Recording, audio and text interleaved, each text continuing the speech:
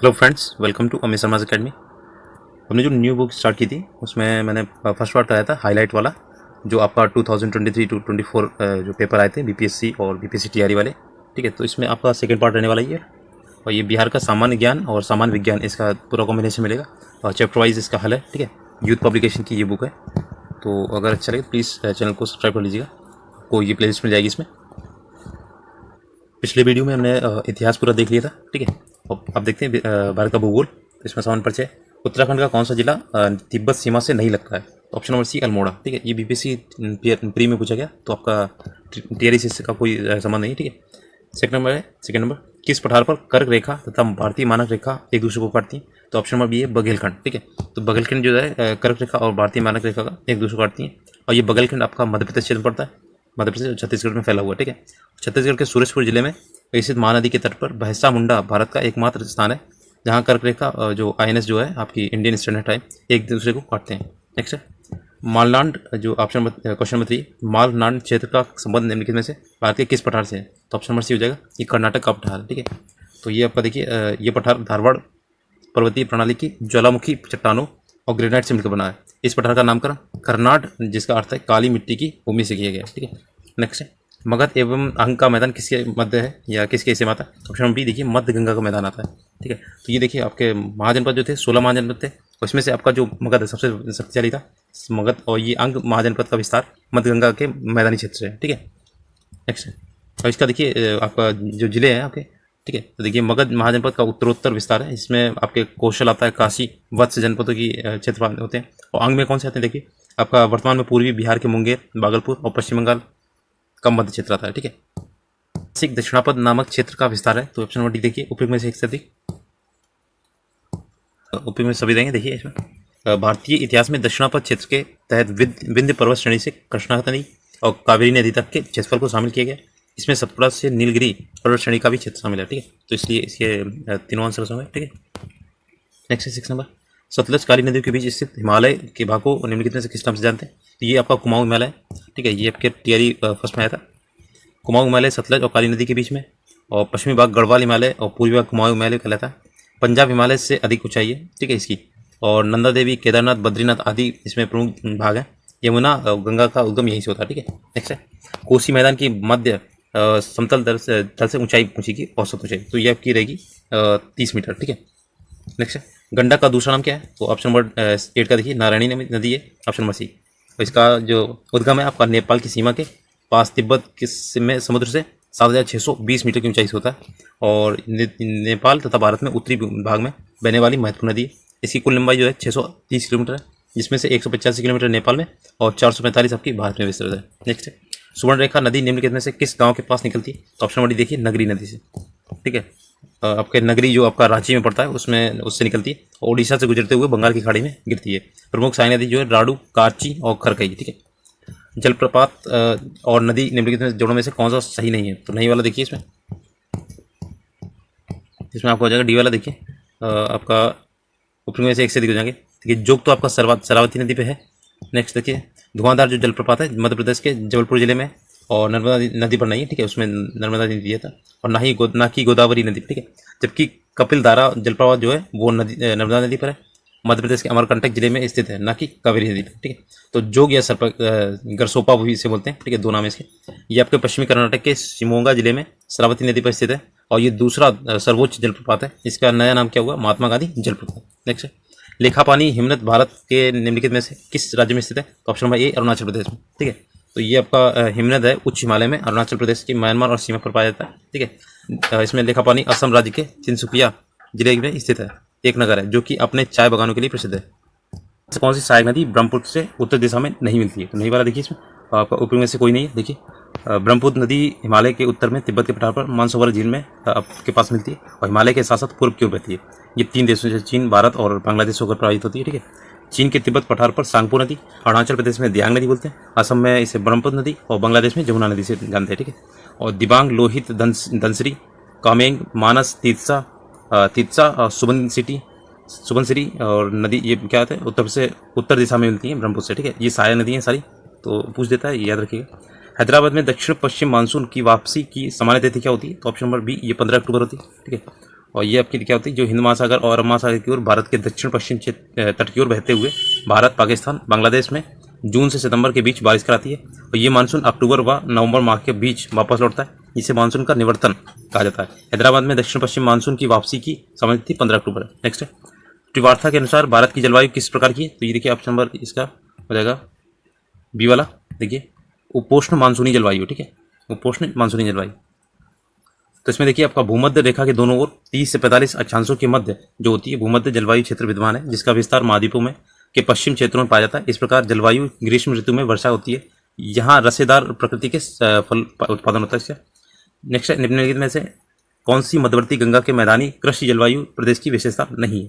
तो आपको देखिए इसमें उपयुक्त में से कोई नहीं हो जाएगा, ठीक है। अब देखते हैं इसमें मध्यवर्ती गंगा के मैदानी कृषि जलवायु प्रदेश के अंतर्गत पूर्वी उत्तर प्रदेश, बिहार में आपका छोटा नागपुर पठार को छोड़कर क्षेत्र शामिल है। ये एक उपजाऊ जलोढ़ मैदान है जो गंगा नदी और उसकी सहायक नदियों द्वारा बनाया गया है। यहाँ प्रतिवर्ष 75 सेंटीमीटर से 150 सेंटीमीटर की वर्षा होती है।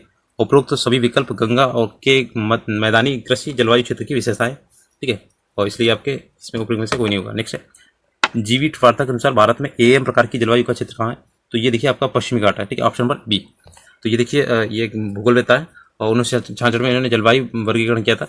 वार्ता के अनुसार दुनिया के 6 प्रमुख जलवायु क्षेत्र एएम प्रकार की जलवायु भारत के पश्चिमी तटीय क्षेत्र के मैदान के क्षेत्र में पाई जाती है और ये उष्णकटिबंधीय मानसून प्रकार की जलवायु है। नेक्स्ट है 17 नंबर है, भारत में उष्णकटिबंधीय वर्षावन पाए जाते हैं। तो देखिए ऑप्शन नंबर डी, उपयुक्त में से एक से अधिक। तो देखिए आपके ये वर्षावन जो है पश्चिमी घाट, असम के ऊपरी जो हिस्से हैं और तमिलनाडु क्षेत्र, लक्षद्वीप, अंडमान निकोबार द्वीप समूह इसमें पाया जाता है, ठीक है। नेक्स्ट है, भारत में 1952 की राष्ट्रीय वन नीति में निम्नलिखित देश के कुल भौगोलिक क्षेत्र में वन क्षेत्र का वांछित प्रतिशत होना चाहिए। तो आपको ऑप्शन नंबर बी ये 33% होना चाहिए, ठीक है, और लगभग 24% अभी प्राप्त किया है, ठीक है। 1952 की ये राष्ट्रीय नीति आई तो उसमें बोला गया था 33% क्षेत्र होना चाहिए।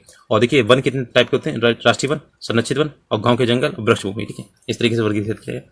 नेक्स्ट है, हीट वेव के संबंध में निम्नलिखित कथनों पर चर्चा कीजिए। देखिए ऑप्शन नंबर डी हो जाएगा, ना तो एक ना तो दो, ठीक है। चलिए इसमें समझ लेते हैं। यहाँ पे यदि किसी मैदान इलाके का अधिकतम तापमान कम से कम 40 डिग्री सेंटीग्रेड या इससे अधिक तक पहुंच जाता है तो उसे हीट वेव माना जाता है, ठीक है। अभी गर्मियों में यही हाल था, ठीक है, 46, 47, 49 भी पहुंच गया था अपने यहाँ पे। यदि किसी इलाके पहाड़ी इलाके का अधिकतम तापमान कम से कम 30 या इससे अधिक पहुंच जाता है तो वहाँ पे भी हीट वेव माना जाता है, ठीक है। तो उसमें उल्टा दिया था। नेक्स्ट 20 नंबर, भूकंप के संबंध में निम्नलिखित कथनों पर विचार करना है, ठीक है। तो कौन सा शब्द है? देखिए उपयुक्त में से एक से अधिक हो जाएंगे, ठीक है। देखिए भूकंप तरंगे जो थी धरातल पर उद्गम के ऊपर के स्थानों को अधिकीर्ण कहा जाता है, ठीक है। उसमें जो ऑप्शन लिखे ना यहाँ पे वो सेम लिखा हुआ है, ठीक है। पी तरंगे, अनुप्रस्थ तरंगे होती है धरातल के उद्गम के ऊपर स्थान को अधिकीर्ण किए जाते हैं, ठीक है। जानवरों के व्यवहार का अध्ययन जो था स्थानीय लोगों द्वारा अपनाई गई भूकंप की भविष्यवाणी के तरीके से किया जाता है, क्योंकि वो सबसे पहले इन तरंगों को महसूस करते हैं, ठीक है। अब देखिए तरंगे जो होती है 3 प्रकार की होती हैं, प्राथमिक, द्वितीयक और धरातलीय। प्राथमिक जो होती है पी तरंगे बोलते हैं और ये सबसे पहले धरातल पहुंचती हैं और यस तरंगों की तुलना में पी तरंगे होती है 66% अधिक तीव्र होती हैं। नेक्स्ट है यस तरंगे जो कहा जाता है ना, ये केवल ठोस माध्यम में ही विचरण करती हैं। और एल तरंगे जो होती हैं ये सबसे अधिक प्रभावशाली होती हैं और सबसे लंबे मार्ग का प्रत्यय करती हैं, ठीक है। नेक्स्ट है बाढ़ रोकने के लिए सबसे उत्तम विधि क्या है? तो देखिए आपका वनारोपण है, ऑप्शन नंबर बी, ठीक है। चराई उन्मूलन से तो आपकी आएगा बाढ़ वगैरह। नेक्स्ट है देखिए निम्नलिखित में से कौन सा कथन सही है? देखिए ऑप्शन नंबर बी हो जाएगा। जो अमरख है कोडरमा से पाया जाता है। देखिए अमरख जो आपका कहाँ पे, तो पहले विश्व स्तर पर अमरख के उत्पादन के लिए प्रसिद्ध था और भारत का माइका कैपिटल कहलाता था। वर्तमान में कोडरमा जिले में हजारों एकड़ में अधिक माइका खनन के पट्टे हैं। वह संरक्षण जो अधिनियम है 1980 में लागू होने के बाद सभी अमरख खाने को बंद कर दिया गया, क्योंकि सभी खनन पट्टे जंगल के अभ्यारण्य के क्षेत्र में आते हैं। और भारत में अमरख का जो अभी भंडारण है 95% आपका झारखंड, आंध्र प्रदेश और राजस्थान में, ठीक है। नेक्स्ट, जब मृदा अति क्षारीय हो तथा उसमें पौधे पैदा नहीं होते तब मृदा की गुणवत्ता सुधार के लिए क्या करना चाहिए या क्या मिलाना चाहिए? तो कार्बनिक पदार्थ मिलाना चाहिए, ठीक है। इसमें क्या होता है, मिट्टी का अम्लीय और क्षारीय गुण मौजूद तत्वों के कारण होता है। यदि मिट्टी में हाइड्रोजन आयनों की संख्या अधिक है तो मिट्टी अम्लीय प्रकृति होगी। यदि मिट्टी में पोटेशियम आयन या सोडियम आयनों की अधिकता है तो मिट्टी क्षारीय होगी। और मिट्टी में क्षारीयता का सुधार के लिए मिट्टी में कार्बनिक अम्ल मिलाने चाहिए, ठीक है, जो पदार्थ होते हैं। नेक्स्ट है देखिए 24 में देखिए 1954 में किन 2 देशों के बीच कोसी सिंचाई एवं जल विद्युत परियोजना समझौता हस्ताक्षरित हुआ था? देखिए 24 का ऑप्शन नंबर हो जाएगा सी वाला। ये देखिए कोसी जो सिंचाई जल विद्युत थी 1954 में भारत और नेपाल के मध्य ये संयुक्त परियोजना थी और इस परियोजना के तहत 4 इकाइयों पर काम किया गया था। कोसी नदी गोसाई थान चोटी के उत्तर से निकलकर नेपाल में स्थित भीमनगर के पास भारत में प्रवेश करती है। ये नदी बिहार राज्य के जो उत्तरी पूर्वी जो भाग में प्रवाहित होती है और कुशेला के पास गंगा में मिल जाती है, और कोसी नदी को बिहार राज्य का शोक भी बोलते हैं। तो ये तो काफ़ी इंपॉर्टेंट क्वेश्चन है। 25 नंबर देखिए, निम्नलिखित में से कौन सा बांध महानदी पर स्थित है? तो ऑप्शन नंबर डी हो जाएगा। ऊपरी में से एक से देखिए, हीराकुंड बांध है और दुधवा बांध है, ठीक है। एक दुधवा राज्य जो आपका अभ्यारण्य है वो यूपी में भी है, ठीक है। तो दोनों पे कंफ्यूज मत होइएगा। महानदी प्रणाली ओडिशा राज्य की सबसे बड़ी नदी है और प्रायद्वीपीय भारत की तीसरी सबसे बड़ी नदी है। और इस नदी का जलग्रहण क्षेत्र देखिए आपका छत्तीसगढ़ आता है, मध्य प्रदेश, ओडिशा, झारखंड, महाराष्ट्र। और इस नदी में स्थित हीराकुंड बांध भारत का सबसे लंबा बांध है, ठीक है। और रवि सागर बांध, दुधवा जलाशय, सोधुर जलाशय, हंसदेव, बागो और तालुंडा इस नदी में काफी परियोजनाएं हैं, ठीक है। 26 देखिए, भारत के निम्नलिखित थर्मल पावर प्रोजेक्टों को पूर्व से पश्चिम दिशा में व्यवस्थित कीजिएगा। तो देखिए ऑप्शन नंबर सी हो जाएगा। इसमें 2, 3, 4, 1 तो नामरूप है, फिर आएगा ओबरा, फिर आएगा आपका परीक्षा और फिर आएगा कोटा, ठीक है। पूर्व से पश्चिम की ओर, तो ये आपको कोटा राजस्थान में पड़ता है, ठीक है। नेक्स्ट है, तो देखिए आपका नामरूप जो है असम के में स्थित है, ओबरा उत्तर प्रदेश सोनभद्र जिले में, और परीक्षा उत्तर प्रदेश की झांसी जिले में, बेतवा नदी के किनारे, और जो कोटा में है राजस्थान, ठीक है। नेक्स्ट है, किस शहर में प्रथम हरित जो शुद्ध हरित हाइड्रोजन संयंत्र जो चालू किया गया था? देखिए ऑप्शन नंबर ई, इसमें कोई नहीं है। देखिए ऑल इंडिया लिमिटेड द्वारा असम के जोरहाट पंप स्टेशन पर 10 किलोग्राम प्रतिदिन की स्थापित क्षमता के साथ भारत के 99.99 शुद्ध ग्रीन हाइड्रोजन प्लांट की शुरुआत की गई थी। और ये संयंत्र जो देखिए आपका 500 किलो जो वाट है, सौर संयंत्र द्वारा आपका 100 kilowatt ion exchange membrane electrolyser सारणी का उपयोग करके उत्पन्न बिजली की हरित हाइड्रोजन को उत्पादित करता है। नेक्स्ट है, भारत के खनिज तेल पेट्रोलियम उत्पादक क्षेत्र और इसकी अवस्थितियों का सही युग्म कौन सा है? देखिएगा, ये आपका हो जाएगा डी वाला। टॉपिक में से एक से दी जाएंगे, ठीक है। देखिए यहाँ लिखा हुआ सुरमा घाटी जो डिगबोई नहरकटिया और हुगरी जन मोरान क्षेत्र में असम में, और लुनेज अलकेश्वर कोलियाद ढोकला मोहसाना कलोल क्षेत्र गुजरात में, और मांगला क्षेत्र राजस्थान में, ठीक है। और थोड़ा प्रोनाउंसिएशन देख लीजिए। कृष्णा जो है आपकी गोदावरी बेसिन के क्षेत्र आंध्र प्रदेश में, जो प्राकृतिक गैस का भारत में सबसे बड़ा भंडार है। केजी बेसिन में ही रावा अपतटीय क्षेत्र पेट्रोलियम उत्पादन के लिए प्रसिद्ध है। नेक्स्ट है, सिप्रवेक टूरिज्म के संदर्भ में सूची रूफ एमीसोल तथा ग्रांडे द्वीप पर भारतीय जल के जहाजों के मलबे का पता लगाया गया। ये स्थान कहाँ है? तो देखिए ऑप्शन नंबर ए, गोवा तट के बाहर, ठीक है। नेक्स्ट है, देखिए ये आपका दिया गया है, जहाज के मलबों को देखने के लिए की गई तकनीकों को वेक टूरिज्म के नाम से जानते हैं, ठीक है। भारत के निम्नलिखित बंदरगाहों को उत्तर से दक्षिण की ओर व्यवस्थित करना। तो देखिए ऑप्शन नंबर जो बी हो जाएगा 4123, ठीक है। तो देखिए आप इसमें हो जाएगा विशाखापट्टनम आपका आंध्र प्रदेश में, काकीनाडा आंध्र प्रदेश में, मछलीपट्टनम आंध्र प्रदेश में, नागपट्टिनम जो था आपका तमिलनाडु में, ठीक है। नेक्स्ट है, उत्तरी भारत में शीतकाल में उपजाई जाने वाली जो चावल की फसलों की स्थानीय नाम क्या है? तो ऑप्शन नंबर बी देखिए अमन, शाली और अगहनी, ठीक है। तो ये आपका जिसका बिहार स्पेशल में आपका भूगोल वाला होता है पूरा, उसमें आते हैं ये क्वेश्चन से। तो ये देखिए आपका शीतकाल में उपजाई जाने वाली जो फसलें चावल की फसलें क्या नाम है? अमन, साली और अगहनी, ठीक है। ये गर्मियों में पूर्व मानसून वर्षा के साथ बोया जाता है। नेक्स्ट देखते हैं 32 नंबर, देखिए निम्नलिखित में से कौन सा स्थानीय स्थानांतरित कृषि का उदाहरण स्थानीय नाम है? तो देखिए ऑप्शन नंबर डी, ऊपरी में से एक से दिए जाएंगे। अब देखिए इनके ये क्वेश्चन काफी आते हैं स्थानीय नाम, तो आपको दिखा देते हैं। जूम जो है उत्तरी पूर्वी भारत में, बेवर और दहियार जो होता है बुंदेलखंड क्षेत्र में, दीपा बस्तर जिला मध्य प्रदेश में, पोंदू आंध्र प्रदेश में, ठीक है। तो इनके सबके नाम याद रखिएगा। नेक्स्ट है, बाकी इसमें डिटेल नहीं दिया गया जाता कुछ। निम्नलिखित में से कौन सा मल्चिंग शब्द की व्याख्या करता है? तो ये थियरी फर्स्ट में भी आता है। तो देखिए फसलों के बीच खाली जमीन को पुआल जैसे जैविक पदार्थों की परत से ढकना, इसे मल्चिंग बोलते हैं, ठीक है। यही से यहाँ लिखा हुआ। नेक्स्ट है, निम्नलिखित में से किसकी खेती जायद के मौसम में की जाती है? तो आपको पता है डी, इसमें तरबूजा, खरबूजा, ये कीड़ा सारे होते हैं, ठीक है। गर्मियों के मौसम में की जाती है। और आपकी भारत में 3 फसलें होती है, रबी, खरीफ और जायद, ठीक है। नेक्स्ट है, ये तो आपको पता होगा। मानव प्रजाति देखिए किसी समुदाय को अनुसूचित जनजाति के रूप में घोषित करने के लिए आवश्यक विशिष्टताएं क्या है? तो देखिए आपका ऑप्शन नंबर डी, उपयोग में से एक से हो जाएगी सभी।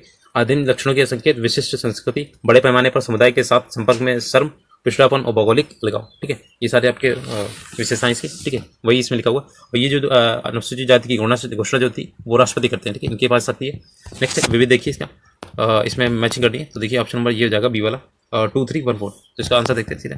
4 जो है वो डेल्टा है, कंकर, बांगर, कयाल तटीय मैदान है, मांड पंजाब का मैदान है, ठीक है। नेक्स्ट इसमें मैचिंग कर दी। देखिए 37 का ये हो जाएगा आपका आंसर नंबर बी वाला 1 2 3 4। तो मैच लिखा हुआ सीधा। तो देखिए यहाँ पे आंसर देखिए खनिज संसाधनों की संपन्नता परंतु औद्योगिकरण की कमी जो था वो झारखंड है, ठीक है। नेक्स्ट है जल संसाधनों की संपन्नता परंतु आधारभूत संरचना के विकास की कमी, यह अरुणाचल प्रदेश है। नेक्स्ट है सौर और वायु ऊर्जा की संपन्नता परंतु जल संसाधनों की कमी आपके राजस्थान में। खनिज संसाधनों की संपन्नता परंतु परिवहन और संचार के साधनों की कमी, ये आपका लद्दाख में, ठीक है। नेक्स्ट है अरब सागर और बंगाल की खाड़ी के अववाह तंत्र के बीच जल विभाजक है, तो कौन सा है? देखिए आपका ये बी वाला हो जाएगा, दिल्ली रिज, ठीक है, अरावली श्रेणी, सह्याद्री और अमरकंटक की पहाड़ियाँ, ठीक है। नेक्स्ट है, अब देखते हैं विश्व का भूगोल, ठीक है। ब्रह्मांड में पल्सर क्या है? तो ऑप्शन नंबर बी देखिए, घूमते हुए न्यूट्रॉन तारे हैं, ठीक है। तो आपका पल्सर जो होते हैं 1.4 मिली चंद्रशेखर सीमा कहते हैं इसे। इससे अधिक द्रव्यमान होने पर मुक्त रूप में घूमते इलेक्ट्रॉन अत्यधिक वेग के कारण नाभिक को छोड़कर बाहर चले जाते हैं, न्यूट्रॉन बचे रह जाते हैं। इसी अवस्था को क्या बोलते हैं? न्यूट्रॉन तारा या पल्सर कहते हैं। न्यूट्रॉन तारा भी असीमित समय तक सिकुड़ता हुआ चला जाता है, अर्थात न्यूट्रॉन तारे में अत्यधिक परिमाण में द्रव्यमान अंततः तक एक ही बिंदु पर संकेंद्रित हो जाते हैं। ऐसे असीमित घनत्व के द्रव मुक्त पिंड को कृष्ण छिद्र या ब्लैक होल कहते हैं। अगला देखते हैं, निम्नलिखित में से कौन सा विकल्प पृथ्वी की सतह से वायुमंडल की परतें दिखानी है? देखिए आपका फर्स्ट हो जाएगा चौमंडल, समतापमंडल, मध्यमंडल, तापमंडल और वायुमंडल, ठीक है। और आपका देखिए जो हमारे वायुमंडल में, बाकी ये मैंने बता दिया, ऐसे ट्रोपोस्फीयर, स्ट्रेटोस्फीयर, मेसोस्फीयर, एनोस्फीयर और एक्सोस्फीयर होती है, ठीक है। आपके वायुमंडल में कौन कौन सी गैसें होती हैं? ऑक्सीजन, आर्गन, कार्बन डाइऑक्साइड, ठीक है, नियॉन, हीलियम, ओजोन और हाइड्रोजन, ठीक है। सबसे ज़्यादा आपकी नाइट्रोजन पाई जाती है 78%। नेक्स्ट 41 नंबर, आकार और माप में समानता के कारण किस ग्रह को पृथ्वी का जुड़वा ग्रह या भंगनी ग्रह बोलते हैं, ठीक है। तो ये हो जाएगा आपका शुक्र ग्रह, ठीक है। सेकंड नंबर पर जाता है, तो इसमें शुक्र ग्रह में क्या है? CO2 की उपस्थिति 40 से 45% है। शुक्र और बुध ग्रह के कोई उपग्रह नहीं है, ठीक है। जब भी पूछेगा उपग्रह कौन सा नहीं है तो ये बताएगा। ये ग्रहों की सामान्य दिशा के विपरीत सूर्य की पूर्व से पश्चिम दिशा में परिक्रमण करता है। कौन करता है? आपका शुक्र करता है, ठीक है। बुध नहीं करता, ध्यान रखिएगा, ठीक है। नेक्स्ट है, ग्लोब पर 1 डिग्री के अंतराल पर खींची गई अक्षांश रेखाएं कितनी होती है? तो 42 का देखिए ऑप्शन नंबर हो जाएगा सी वाला। तो इसमें आपकी होती है 179, ठीक है, 179 होती है, ठीक है। 1 डिग्री के अंतराल पर कुल जो आपके उत्तरी गोलार्ध में होती है 89, ठीक है, और दक्षिणी गोलार्ध में 89 हो गई, तो 9 9 81, एक जो होती है अंतराल, कुल अक्षांश रेखाओं की संख्या होती है 179, ठीक है। और ये आपकी क्योंकि भूमध्य रेखा भी तो गिनी जाएगी इसमें, ठीक है। नेक्स्ट है, 90 डिग्री पूर्वी देशांतर पर स्थित भूटान का स्थानीय समय निर्धारित कीजिए जब ग्रीनविच पर 0 डिग्री में दोपहर 12 बजे का समय हो। तो ये हो जाएगा ऑप्शन नंबर ए 6 PM हो जाएगा, ठीक है। तो देखिए 90 डिग्री के देशांतर मतलब हो जाएगा 1 डिग्री का होता है 4 मिनट का अंतर, ठीक है। तो 90 मतलब 90 × 4 हो जाएगा 360 मिनट, और 360 मिनट हो जाएगा आपका 6 घंटे का, ठीक है। तो 6 घंटे इसमें ऐड कर दें। नेक्स्ट है, निम्नलिखित में से कौन सा शीत कटिबंध में आता है? देखिए ऑप्शन नंबर डी हो जाएगा, और ओपिंग में से एक से अधिक हो जाएंगे, ठीक है। शीत कटिबंध यहाँ पे हो जाएगा आपका शीत कटिबंध क्या होता है? 66.5 डिग्री से 90 डिग्री के बीच में दोनों गोलार्ध में होता है। इसमें टाइगा, टुंड्रा, हिमाच्छादित प्रदेश आते हैं। शीत कटिबंध क्षेत्र दक्षिणी गोलार्ध में दक्षिण ध्रुव और अंटार्कटिक वृत्त के बीच में स्थित होते हैं, तथा उत्तरी गोलार्ध में उत्तरी ध्रुव और अंटार्कटिक वृत्त के बीच में स्थित होते हैं। भूमध्य रेखा से दूर होने के कारण इन क्षेत्रों में केवल सूर्य की तिरछी किरणें ही पहुंच पाती हैं। नेक्स्ट है, यदि ग्रीनविच में दोपहर के 12 बजे हैं तो ग्रीनविच 30 डिग्री पूर्वी में क्या समय होगा? ऑप्शन नंबर ये देखिएगा, दोपहर का 2 बजेंगे, ठीक है। अगला देखते हैं, इसमें क्या होता है? आपका 4 डिग्री का अंतर होता है, तो 30 डिग्री का उसमें देखना था, उनके बीच का 30 डिग्री है, तो हो जाएगा 120 मिनट हो जाए, यानी 2 घंटे का। तो 2 घंटे यानी कि 12 से आपका 2 घंटे यानी 2 बजे। नेक्स्ट है, अब विश्व के महाद्वीप देखिए, इसमें देश की राजधानी वगैरह, तो इसमें कथन दिए गए आपका देखिए। पहला है, घाना तट पर सोने के समृद्ध प्लेसर जमाव पाए जाते हैं, जो और ब्राजील में सोने की सिराएं पाई जाती हैं। आ रहे इसमें कारण, तो देखिए किसी समय में महाद्वीपीय अटलांटिक तट के साथ एक साथ संयुक्त है। तो ये ऑप्शन नंबर ए हो जाएगा, ए और दोनों से, ठीक है, और दोनों की व्याख्या करते हैं। नेक्स्ट है, UAE के रियासती राज्य कौन है? तो ये आपका फर्स्ट वाला हो जाएगा, अबू धाबी है, दुबई है, सरजाह है, आजमान, अल कैन है, और फैजुराहा है, रास अल खैमा, ठीक। तो प्रोनाउंसिएशन देख लीजिएगा। ये आपके UAE के अंतर्गत आते हैं, यूनाइटेड स्टेट अमीरात, ठीक है, यूनाइटेड अरब अमीरात।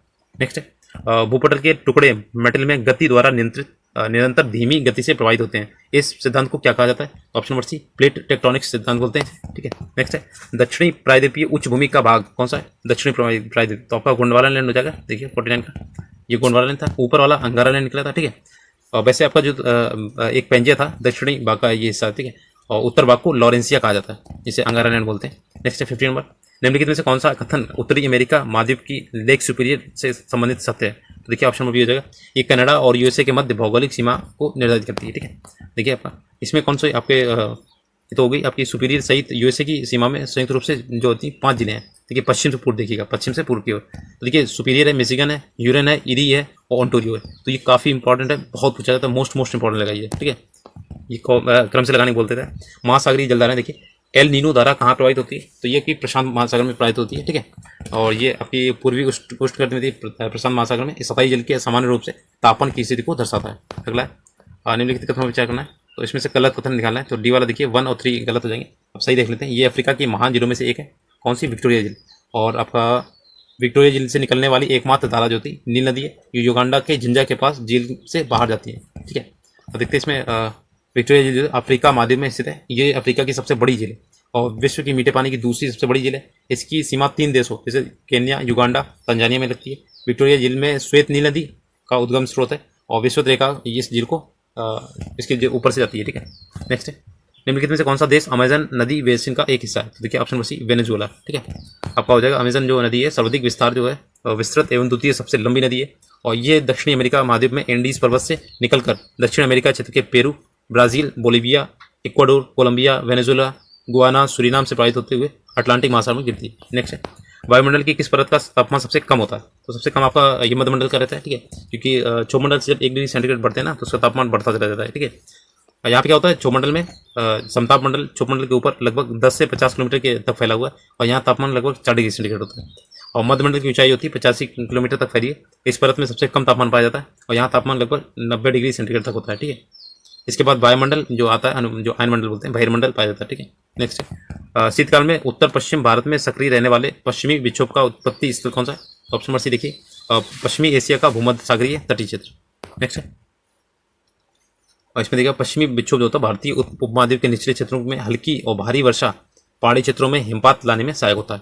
नेक्स्ट है, महासागरीय पर्वटी के मुख्य खनिज घटक क्या है? तो देखिएगा ये हो जाएंगे आपके महासागरीय पर्वटी में जो होते हैं आपके मुख्य खनिज होते हैं सिलिका और मैग्नीशियम। तो सीमा बोलते हैं सियल सीमा नीफे। ठीक है, और ये आपका सीमा जो होता है मध्य का होता है। इसमें मोटाई होती है 5 से 10 किलोमीटर पाई जाती है और कायांतरित चट्टानों का अभाव होता है इसमें। इसके विपरीत जो महाद्वीपीय पर्वटी में लावा, राख, चूना पत्थर, बलुआ पत्थर, कायांतरित चट्टानों की प्रधानता, इस पर्वटी की मोटाई होती है 30 से 50 किलोमीटर तक पाई जाती है।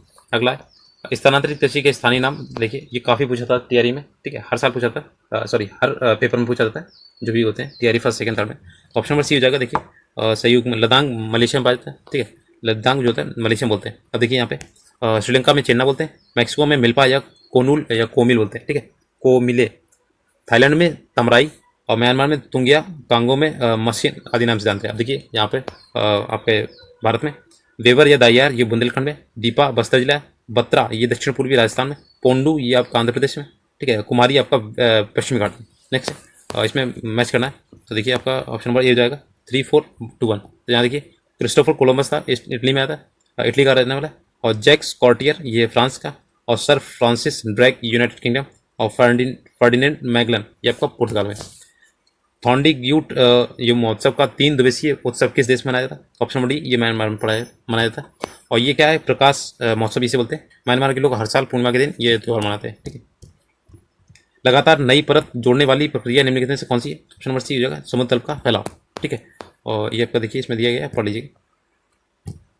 गहरे समुद्र की तरफ चला जाता है जब जो जल जो होता है, यहाँ नई परत का निर्माण होता है। ये चूंकि ये प्रक्रिया चलती रहती है, इससे ये नई परतें बनती रहती हैं। ठीक है, नेक्स्ट जनसंख्या नगरीकरण। देखिए ग्लोबल जेंडर गैप रिपोर्ट किसके द्वारा जारी की जाती? तो ये आपकी विश्व आर्थिक मंच, ठीक है, इसके द्वारा की जाती और 2023 में ये 17वें स्थान संस्करण था। इसमें 140 देशों में भारत का 127वां स्थान था। ठीक है, आइसलैंड लगातार 14वें वर्ष 14वें वर्ष में शीर्ष पर स्थान रखा था। तो ये आपका करंट वाला है, तो इसे आप पढ़ के जाइएगा। ठीक है, जो भी आपके सूचकांक वगैरह आते हैं। बिहार के गया जिले में वर्तमान जनसंख्या कितनी है? देखिए आपका बिहार का जो जनसंख्या है अभी वर्तमान में 58 लाख है। ठीक है, और 58,54,510 है। और 2011 की जनगणना के अनुसार गया जिले की जनसंख्या जो थी 43,91,418 थी और 5वां सर्वाधिक जनसंख्या वाला जिला है। जबकि सर्वाधिक जिले वाले देखिए आपका पटना है। ठीक है, 58 लाख है लगभग, और इसे आयोग ने मूल्यांकित से बाहर कर दिया था। नेक्स्ट है शिशु मृत्यु दर के बारे में निम्नलिखित कथनों पर विचार करना है। तो देखिए आपका ऑप्शन नंबर इसमें हो जाएगा सी वाला। तो इसमें देखिए आप मैं बता दे रहा हूँ। ठीक है, शिशु जो होता है ये शिशु के जन्म से लेकर ठीक 1 वर्ष की आयु के बीच में मृत्यु की संभावना जो प्रति 1000 जीवित बच्चों पर व्यक्त की जाती है। और ये वर्ष 1950 में शिशु मृत्यु दर थी 189.6 थी और 2019 में शिशु मृत्यु दर 30 थी। रजिस्ट्रार और जनरल ऑफ इंडिया आई जो RGI तो होती है सैंपल रजिस्ट्रेशन सिस्टम के बुलेटिन के अनुसार मध्य प्रदेश में वर्ष 2019 में सबसे अधिक मृत्यु दर 48/1000 वाला देश था वाला राज्य था। नेक्स्ट निम्नलिखित में से किस राज्य में नगरीकरण सर्वाधिक था? तो आपका देखिए गोवा में सर्वाधिक अभी भी है। ठीक है, इसमें 62.17% अभी नगरीकरण है और ये क्या है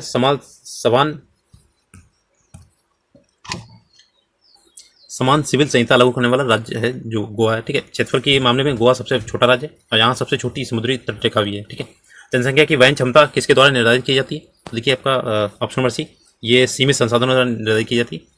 ऐसी स्थिति जो होती है पारिस्थितिक तंत्र की वहन क्षमता कहते हैं इसे, और जनसंख्या की वहन क्षमता पारिस्थितिक तंत्र के सीमित संसाधनों पर निर्धारित होती है। ठीक है, नेक्स्ट है पर्यावरण पारिस्थितिकी।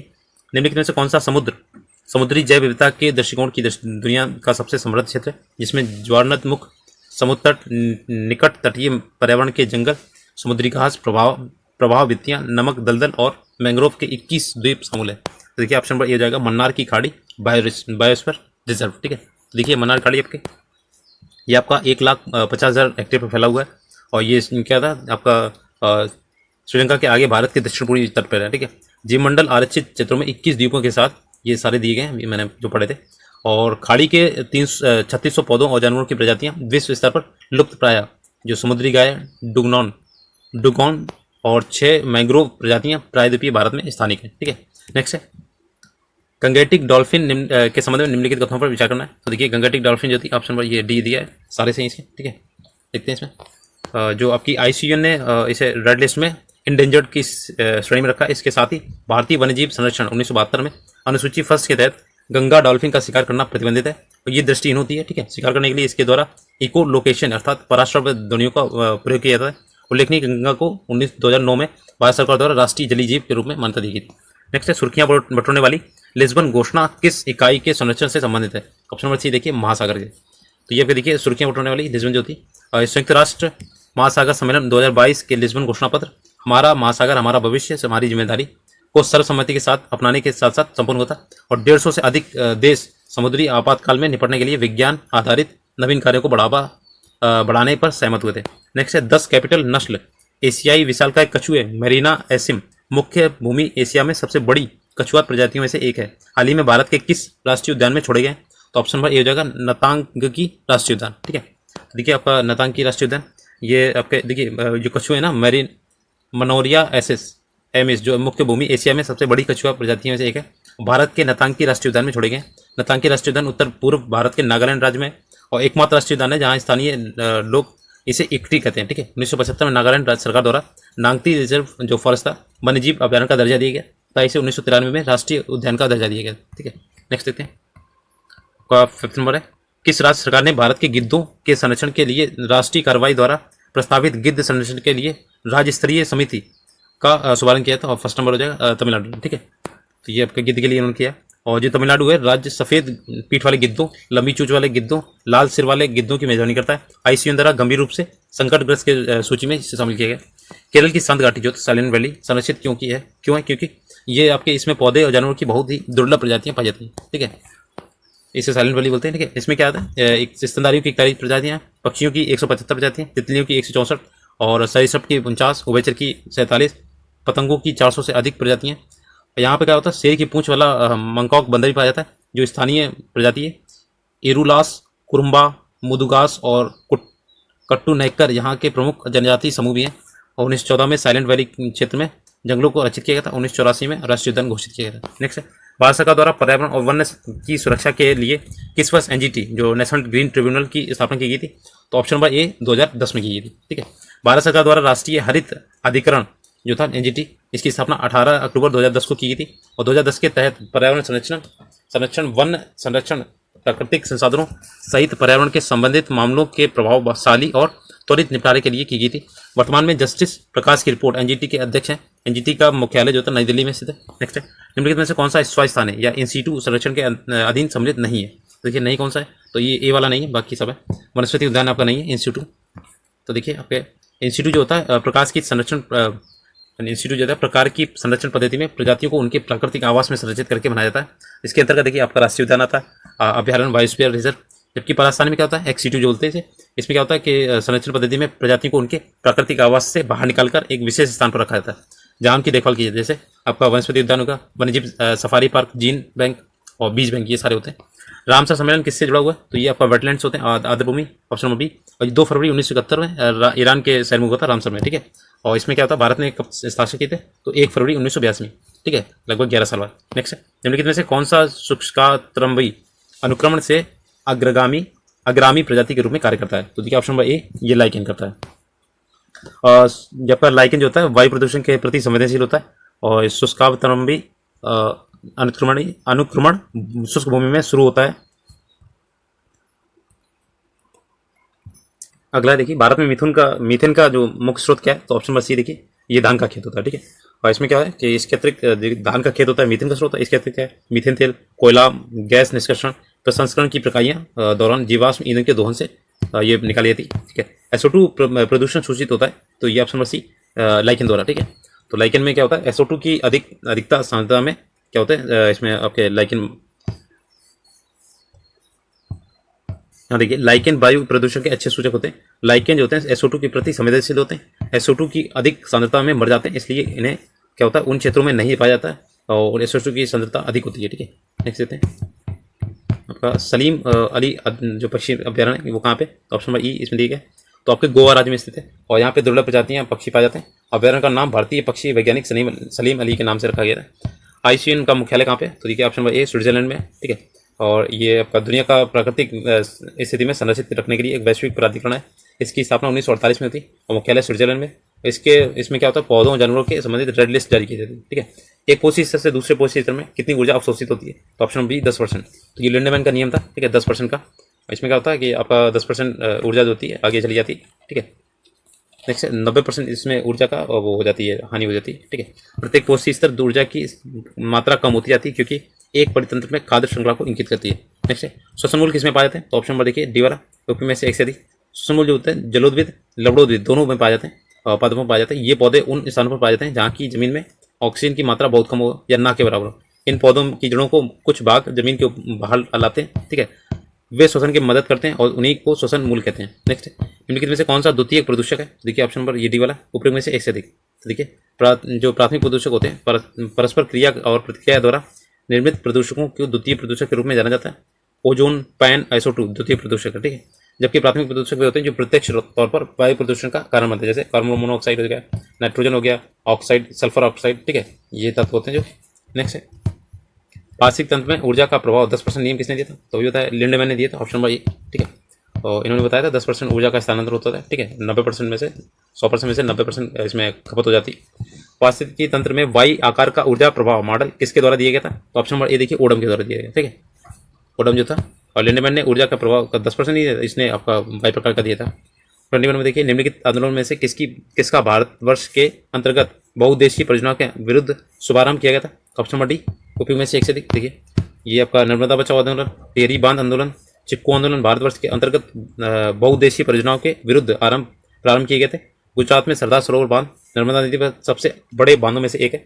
नर्मदा बचाओ आंदोलन की शुरुआत जो थी 1985 में मेधा पाटेकर और बाबा आमटे ने की थी, ठीक है। नेक्स्ट है मिथाइलोग्लोबिन, जो मिथाइलोग्लोबिनिया निम्नलिखित में से किससे प्रदूषित पानी से होने के कारण होती है, नाइट्रेट के कारण, ठीक है। तो इसमें नाइट्रेट के उच्च पानी और सब्जियों में सेवन नाइट्रेट युक्त रसायन के संपर्क में आने से होता है, ठीक है। और इससे हमें दूषित पानी से बचना चाहिए। ऑक्सीजन की कमी के कारण क्या होता है, गंभीर बीमारी होती है, हानि इससे होती है काफ़ी। नेक्स्ट है परितंत्र में ऊर्जा का प्रभाव कैसा होता है, तो ये आपका एक दिशीय होता है, ठीक है, यूनिडायरेक्शनल होता है। देखिए उसमें क्या होता है, प्रकाश संश्लेषण में पादप सूर्य की विकिरण ऊर्जा का प्रयोग करके कार्बनिक पदार्थ का निर्माण करते हैं, ठीक है। और इसमें आपका एकमात्र जो स्रोत है आपका ऊर्जा का वो सूर्य है, ठीक है। नेक्स्ट है निम्नलिखित में से कौन सा परितंत्र का घटक है जो, वो देखिए डी वाले एक से अधिक हो जाएंगे, ठीक है। तो परितंत्र में आपके जैविक होते हैं, अजैविक होते हैं। जैविक जो होते हैं जैसे पौधे, उपभोक्ता, अपघटक, ये होते हैं। अजैविक में कौन से होते हैं, वायु, जल, सौर ऊर्जा, ताप, प्रकाश, मृदा इत्यादि, ठीक है। नेक्स्ट निम्नलिखित में से कौन से गैस जो होती है लैंडफिल से उत्पन्न होती है, तो ऑप्शन नंबर बी जो होती है मीथेन, आपका लैंडफिल से निकलती है। और आपके देखिए लैंडफिल से अवशिष्ट पदार्थों को दफनाने के लिए बनाए गए गैर बायोडिग्रेडेबल कचरे के लिए एक विस्तारित भंडार क्षेत्र है जिसमें प्राकृतिक रूप से बैक्टीरिया द्वारा गैस उत्पन्न होती है। कार्बन डाइऑक्साइड, मीथेन, नाइट्रोजन और हाइड्रोजन सल्फाइड लैंडफिल गैस हैं, ठीक है। नेक्स्ट है निम्नलिखित में से कौन जंगल के आहार श्रृंखला का प्रतिनिधित्व करता है, तो ऑप्शन नंबर ए देखिएगा पादप को हिरन खाएगा, हिरन को शेर खाता है, ठीक है। तो इस तरीके से बना है। नेक्स्ट है पर्यावरण में प्लास्टिक तो किस क्रिया द्वारा विघटित नहीं होगा, तो ऑप्शन नंबर डी ऊपर में से एक से अधिक। देखिएगा पर्यावरण में ये अपनी जीवाणु और मृत्योपजीवी और परजीवी क्रियाओं द्वारा अपघटित नहीं होता। प्लास्टिक के अपघटित होने के अनेकों वर्ष लगते हैं। इसमें रसायन आसपास के परिवेश में घुलते रहते हैं और समय से छोटे छोटे घटकों में टूटकर हमारे खाद्य श्रृंखला में प्रवेश करते हैं। नेक्स्ट है ऊर्जा के स्रोत को कार्बन उत्सर्जन में वृद्धि नहीं करते हैं, ये शामिल है क्या इसमें, देखिए ऑप्शन नंबर डी एक से अधिक। अक्षय ऊर्जा में स्रोत जो होता है कार्बन उत्सर्जन नहीं करते हैं और अक्षय ऊर्जा को प्राकृतिक रूप से नवीनीकरण संसाधन के रूप में वर्गीकृत किए गए। इसमें सौर, पवन, भूतापीय, बायोमास, जैव अवशिष्ट तथा जल विद्युत शामिल है। नेक्स्ट अगला देखते हैं, आहार श्रृंखला में शाखान्वित श्रृंखला को क्या कहा जाता है? तो ऑप्शन नंबर सी आहार जाल बोलते हैं इसे, ठीक है। ठीक है, आपका आहार जाल बोलते हैं। एक सीधी आहार श्रृंखला के बजाय जीवों के मध्य आहार संबंध शाखान्वित होते हैं, शाखान्वित श्रृंखला को जाल बनाते हैं जिससे आहार जाल होते हैं, ठीक है। नेक्स्ट, हरे पौधे सूर्य के प्रकाश की ऊर्जा का कितना % लेते हैं और उसे खाद्य के रूप में परिवर्तित करते हैं? तो ये आपका ऑप्शन नंबर सी वाला 1% लेते हैं सिर्फ, ठीक है। उसे खाद्य के रूप में स्थानांतरित करते हैं। किसके नेतृत्व में चिपको आंदोलन को मजबूती मिली थी? Option number C Sundarlal Bahuguna के नेतृत्व में। 1975 में उत्तराखंड के सुंदरलाल बहुगुणा वृक्षों की कटाई के बचाने के लिए गोविंद सिंह रावत, चंडी प्रसाद भट्ट, गौरा देवी आदि चिपको आंदोलन से संबंधित है। नेक्स्ट, आहार श्रृंखला में प्रथम पोषी स्तर पर मौजूद होते हैं। देखिए आपके स्वपोषी जो होते हैं या फिर पादप बोली से, तो आपके प्रथम पोषी होते हैं, ठीक है, प्रथम चरण में होते हैं। नेक्स्ट है, निम्नलिखित में से कौन सा जीव क्लोरोफिल की उपस्थिति में सूर्य के प्रकाश का उपयोग कर अकार्बनिक पदार्थों को कार्बनिक यौगिकों में परिवर्तित करता है? तो देखिए 32 का देखिए ये हो जाएगा डी वाला। स्वपोषी जीव जो होते हैं पौधे, शैवाल, कुछ जीवाणु क्लोरोफिल की उपस्थिति में सूर्य के प्रकाश का उपयोग करके अकार्बनिक पदार्थों को कार्बनिक पदार्थ जैसे शर्करा में परिवर्तित करते हैं। और ये जीव सौर ऊर्जा को रासायनिक ऊर्जा में परिवर्तित करके जीवमंडल में महत्वपूर्ण भूमिका निभाते हैं। इसका उपयोग खाद्य श्रृंखला के में अन्य जीवों द्वारा किया जाता है। अगला, निम्नलिखित में से कौन सा पारिस्थितिकी तंत्र में गैसीय जैव भू रासायनिक चक्र नहीं है? तो नहीं पूछा गया था। ऑप्शन नंबर ए फास्फोरस चक्र नहीं होता है, बाकी ऑक्सीजन और नाइट्रोजन चक्र होते हैं, ठीक है। कार्बन, हाइड्रोजन, ऑक्सीजन जैसी गैसें शामिल होती है किसमें? गैसीय चक्र में। और फास्फोरस अपसादी जैव भू रासायनिक चक्र है। इसके अनुसार फास्फोरस की गति स्थलमंडल, जलमंडल, जैवमंडल में होती है। इसमें प्रमुख भंडारण चित्र स्थलमंडल, ठीक है। कंप्लीट हो गया। इसके बाद नेक्स्ट पार्ट आएगा। Hello friends, welcome to Amit Sharma academy. आज हम इसका तीसरा पार्ट करने वाले हैं, इस बुक का जो हाइलाइट्स का तीसरा पार्ट है, ठीक है। और अगर आपने पहला दूसरा नहीं देखा तो आप चैनल पर विजिट कीजिएगा, इसकी प्लेलिस्ट बना दीजिए, ठीक है, वहाँ से आप देख लीजिएगा। इसमें सामान्य ज्ञान, सामान्य अध्ययन का आपका चैप्टर वाइज सॉल्व पेपर है, ठीक है। तो ये जो मैं हाइलाइट्स कर रहा हूँ ये आपके 2023 से 24 में जो भी एग्जाम्स हुए हैं उसके हाईलाइट पार्ट देख रहे हैं। फिर आपका चैप्टर वाइज हल कराएंगे इसमें, ठीक है। हिस्ट्री अलग रहेगा, ज्योग्राफी अलग है, इस टाइप का। तो अगर वीडियो चले प्लीज़ लाइक से सब्सक्राइब कीजिएगा। इसमें देखेंगे आपका पॉलिटी वाला सेक्शन, ठीक है। फर्स्ट वाला क्वेश्चन, इनमें से कौन कैबिनेट मिशन के सदस्य नहीं थे? तो देखिए ऑप्शन नंबर सी जे एंड्रयू नहीं थे, बाकी पैट्रिक लॉरेंस थे, ए बी अलेक्जेंडर थे और एक कनिंगम थे। देखिए इसमें आपके 3 सदस्य थे, ठीक है। पैट्रिक लॉरेंस भारत के सचिव, सर स्टेफोर्ड क्रिप्स अध्यक्ष और बोर्ड ऑफ कंट्रोल ट्रेड के, ए बी अलेक्जेंडर थे नौसेना मंत्री थे, ठीक है। एटली द्वारा भेजे गए थे ये मंत्रिमंडल के। कांग्रेस की ओर से बातचीत अब्दुल कलाम ने की थी और इस काम में जवाहरलाल नेहरू और वल्लभ भाई पटेल ने अधिक सहायता की थी, ठीक है। देखिए इसमें ये तो प्रधानमंत्री एटली ने 15 फरवरी 1946 ईस्वी को भारतीय संविधान सभा की स्थापना, तात्कालिक ज्वलंत समस्याओं पर भारतीय विचारों विमर्श के लिए कैबिनेट मिशन की भारत को भेजा था, ठीक है। भारत में 24 मार्च 1946 को कैबिनेट मिशन भारत आया था। तो इसमें से आपके ये 3 सदस्य थे जो मैंने बताए थे। नेक्स्ट है, वर्ष 1946 में बनी अंतरिम सरकार डॉक्टर राजेंद्र प्रसाद के पास कौन सा विभाग था? तो ऑप्शन नंबर सी खाद्य एवं कृषि विभाग। तो ये अंतरिम सरकार की काफ़ी पूछता क्वेश्चन, किसके पास कौन सा विभाग था, तो ये याद रखिएगा। अब देखिए 1946 में बनी थी अंतरिम सरकार, डॉक्टर राजेंद्र प्रसाद के पास खाद्य एवं कृषि विभाग था। 26 सितंबर 1946 को नेहरू ने सभी देशों के साथ राजनयिक संबंधों से शामिल होने के सरकार की योजना को घोषणा की थी। 2 सितंबर 1946 को भारत की अंतरिम सरकार का गठन किया गया। नेक्स्ट है, अगला है, जवाहरलाल नेहरू की अध्यक्षता अस्थायी सरकार में श्रम मंत्री कौन थे? देखिए आपके जगजीवन राम थे, ऑप्शन नंबर सी, ठीक है। जगजीवन राम को मंत्री बनाया गया था और अस्थायी थे, ठीक है।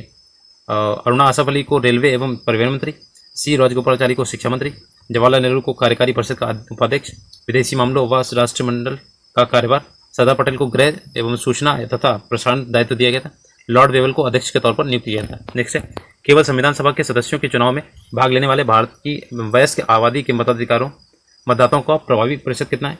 देखिए ऑप्शन नंबर ए हो जाएगा 10 से 15%। देखिए आपका इसमें दिया गया संविधान सभा की जो बैठक हुई थी 9 दिसंबर 1946 को नई दिल्ली में, अस्थायी जो सदस्य थे इसके डॉक्टर सचिदानंद सिन्हा थे, ठीक है। और फिर जबकि 11 दिसंबर को क्या थे जो स्थायी बने थे डॉक्टर राजेंद्र प्रसाद बने थे। BN राव को संवैधानिक सलाहकार नियुक्त किया गया था। नेक्स्ट है, किन अनुच्छेदों के अंतर्गत अध्यक्ष सदन के किसी सदस्य को उसकी मातृभाषा में बोलने की इजाजत दे सकता है? तो ऑप्शन नंबर सी हो जाएगा 120 का फर्स्ट, ठीक है। तो इसमें क्या था 110 में आपका देखिए दंड विधेयक है और 120 का आपको बताया था मातृभाषा में बोलने की इजाजत देता है अध्यक्ष का जो सदन होता है। और 110 में आपका दंड विधेयक है। 122 में आपका न्यायालयों द्वारा संसद की कार्रवाई की जांच न करने में है, ठीक है। 5वीं अनुसूची किस विशिष्ट समूह के लोगों के शासन और हितों की सुरक्षा से संबंधित है? तो देखिए 5वीं अनुसूची जो थी आपकी अनुसूचित जनजाति समूह के लोगों के लिए शासन और हितों की सुरक्षा के लिए, इसमें देखिए असम, त्रिपुरा, मेघालय, मिजोरम शामिल नहीं किया गया इसमें, ठीक है। 8वीं अनुसूची में आपके असम, मेघालय, त्रिपुरा, मिजोरम राज्य के जनजातीय क्षेत्रों में प्रशासन से संबंधित है। 5वीं अनुसूची के तहत राज्यपाल राष्ट्रपति को संबंधित क्षेत्र के लिए प्रतिवेदन दे सकता है। किंतु इनकी अंतिम जो शक्ति होती है राष्ट्रपति में ही निहित होती है। ऐसे अनुसूचित क्षेत्र के लिए जनजातीय सलाहकार परिषद का प्रावधान है। इसका निर्माण 20 से अनधिक सदस्यों से मिलकर बना है। ठीक है, अगला है भारतीय संविधान के किस अनुच्छेद द्वारा अस्पृश्यता को समाप्त किया गया था? तो अनुच्छेद 17 था ये। ठीक है, भारतीय संविधान के अनुच्छेद 17 द्वारा अस्पृश्यता को समाप्त किया गया था। इसका उद्देश्य भी रूप से आचरण निषिद्ध था।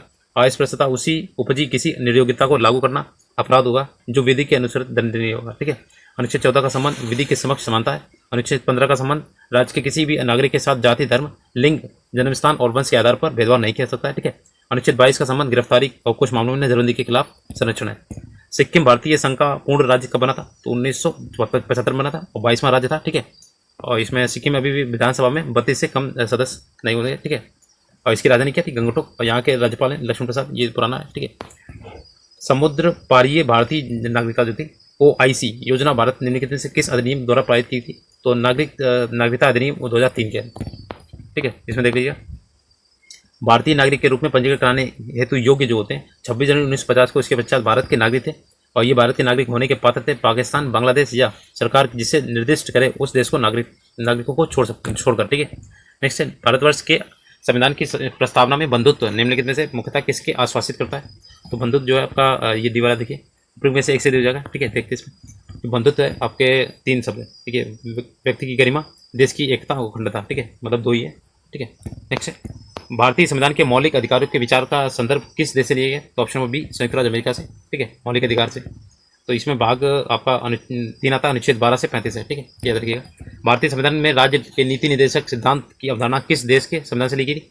तो ऑप्शन नंबर सी आयरलैंड से। ठीक है, और ये आपका भारत जो अनुच्छेद है संविधान के भाग 4 के अनुच्छेद 36 से 51 के बीच में।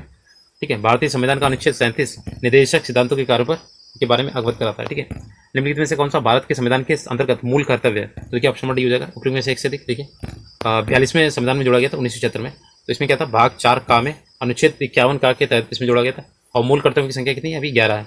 और दिए गए प्रश्न में देश की एकता, अखंडता कायम रखना, प्राकृतिक पर्यावरण को सुरक्षित रखना, माता पिता या संरक्षक द्वारा 6 से 14 वर्ष के बच्चों को प्राथमिक शिक्षा प्रदान कराना, ये मौलिक कर्तव्य है। ठीक है, भारत में प्रेस स्वतंत्रता लोगों को प्राप्त है क्योंकि इसमें देखते हैं आपका सी वाला। ठीक है, सी वाला देखिए ये बेचारा व्यक्ति की स्वतंत्रता के अधिकार में निहित। ठीक है, नेक्स्ट प्रेस की स्वतंत्रता जो होती है लोगों को प्राप्त है भारत के क्योंकि ये विचार अभिव्यक्ति की स्वतंत्रता के अधिकार में निहित है। संविधान में प्रेस स्वतंत्रता का उल्लेख नहीं किया गया। हालांकि प्रेस या मीडिया की स्वतंत्रता भारत के संविधान अनुच्छेद 19 का फर्स्ट का ए में दिया गया। वाक स्वतंत्रता अभिव्यक्ति के मौलिक अधिकार में निहित है। स्वतंत्र पत्रकारिता को प्रोत्साहित करता है। ठीक है, नेक्स्ट है भारत की उद्घाटित जो संसद है उसमें सदस्यों के लिए कुल कितनी सीटें? तो देखिए टोटल आपकी 1272 है। ठीक है, और इसमें आपका 888 जो सीटें लोकसभा में और 384 फिर राज्यसभा में। ठीक है, और इसका जो आकार है वो त्रिभुजाकार है। ठीक है, और 64,500 किलोमीटर जो मीटर स्क्वायर क्षेत्र में फैला है और टाटा प्रोजेक्ट द्वारा 971 करोड़ की लागत से लगाया गया। और इसके वास्तुकार जो है विमल पटेल हैं। तो ये पूछा गया था वास्तुकार कौन है इसका। नेक्स्ट है भारत की संसद के नए भवन के प्रभारी वास्तुकार, ये भी पूछा गया। तो ऑप्शन बी हो जाए पद्मश्री विमल पटेल। ठीक है, और विमल पटेल को 2019 में आर्किटेक्चर क्षेत्र में असाधारण काम के लिए राष्ट्रीय पुरस्कार पद्मश्री से सम्मानित किया गया था। और भारत के नए संसद भवन की आधारशिला प्रधानमंत्री मोदी जी ने 10 दिसंबर 2020 को रखी थी। उन्होंने 28 मई 2023 को उद्घाटन किया था। नए संसद भवन में 3 प्रवेश द्वार हैं, ज्ञान द्वार, शक्ति द्वार और कर्म द्वार। ठीक है, तो याद रखिएगा भारतीय सर्वोच्च न्यायालय के किस मुकदमों में सर्वप्रथम संविधान के मूल ढांचे का सिद्धांत दिया गया था? ठीक है, ऑप्शन बी केशवानंद भारती बनाम केरल राज्य।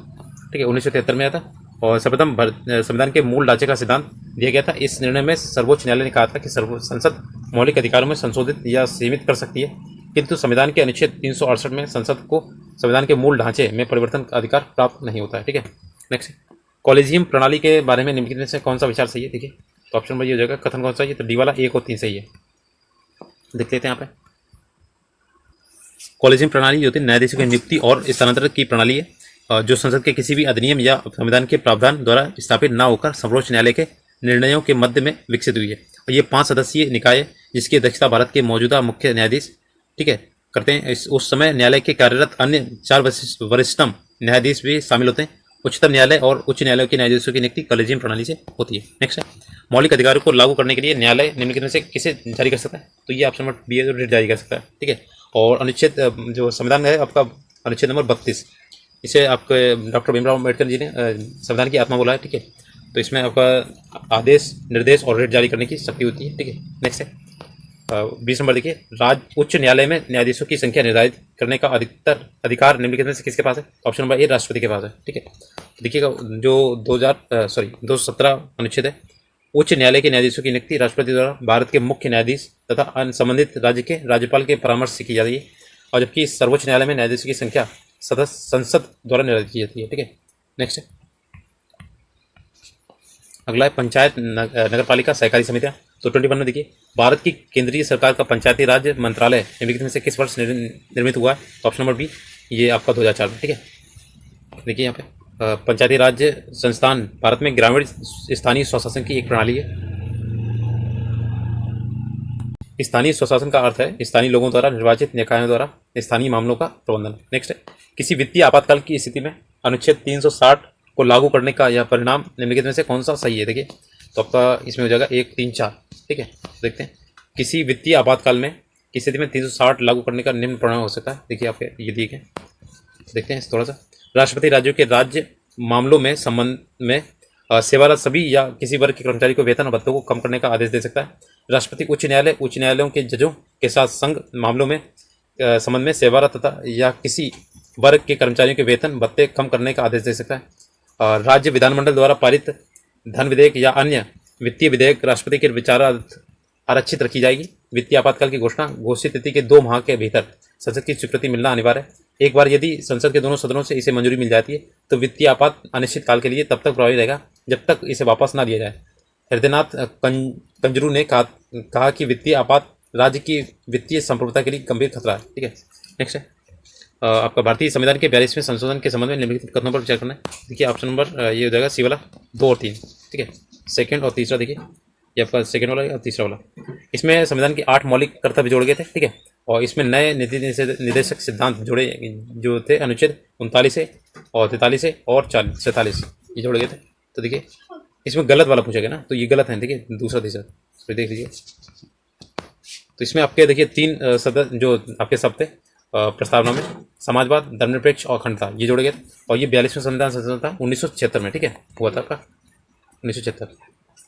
नेक्स्ट है इसमें आपका देखिए चौथा वाला इसके द्वारा राष्ट्रपति को चुनाव आयोग के परामर्श से राज्य विधानसभाओं मंडलों सदस्यों अयोग्य घोषित करने का अधिकार प्रदान किया गया था, ठीक है। अब दिए गए देखिए सिद्धांत में कौन कौन शामिल है। बच्चे के स्वास्थ्य विकास अवसरों की सुरक्षित 39 में, ठीक है। और समान न्याय और बढ़ावा देने के गरीबों को मुफ्त कानूनी सहायता 39 का ए। और उद्योगों के प्रबंधन में कर्मचारी की भागीदारी सुनिश्चित करना 43 का ए है।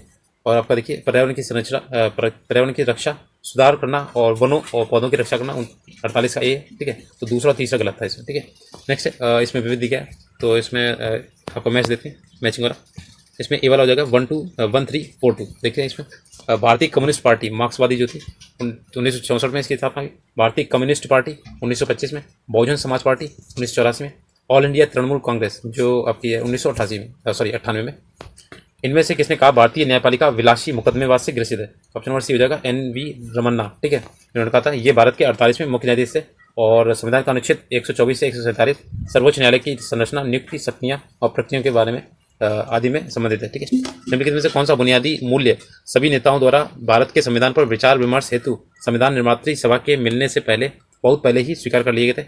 तो ऑप्शन नंबर डी देखिए उपयुक्त में से एक से अधिक हो जाएगा, ठीक है। तो देखते हैं इसमें क्या था सार्वभौम वयस्क मताधिकार, स्वतंत्रता, समानता, अधिकार और अल्पसंख्यकों अधिकारों की रक्षा की बात की गई थी इसमें, ठीक है।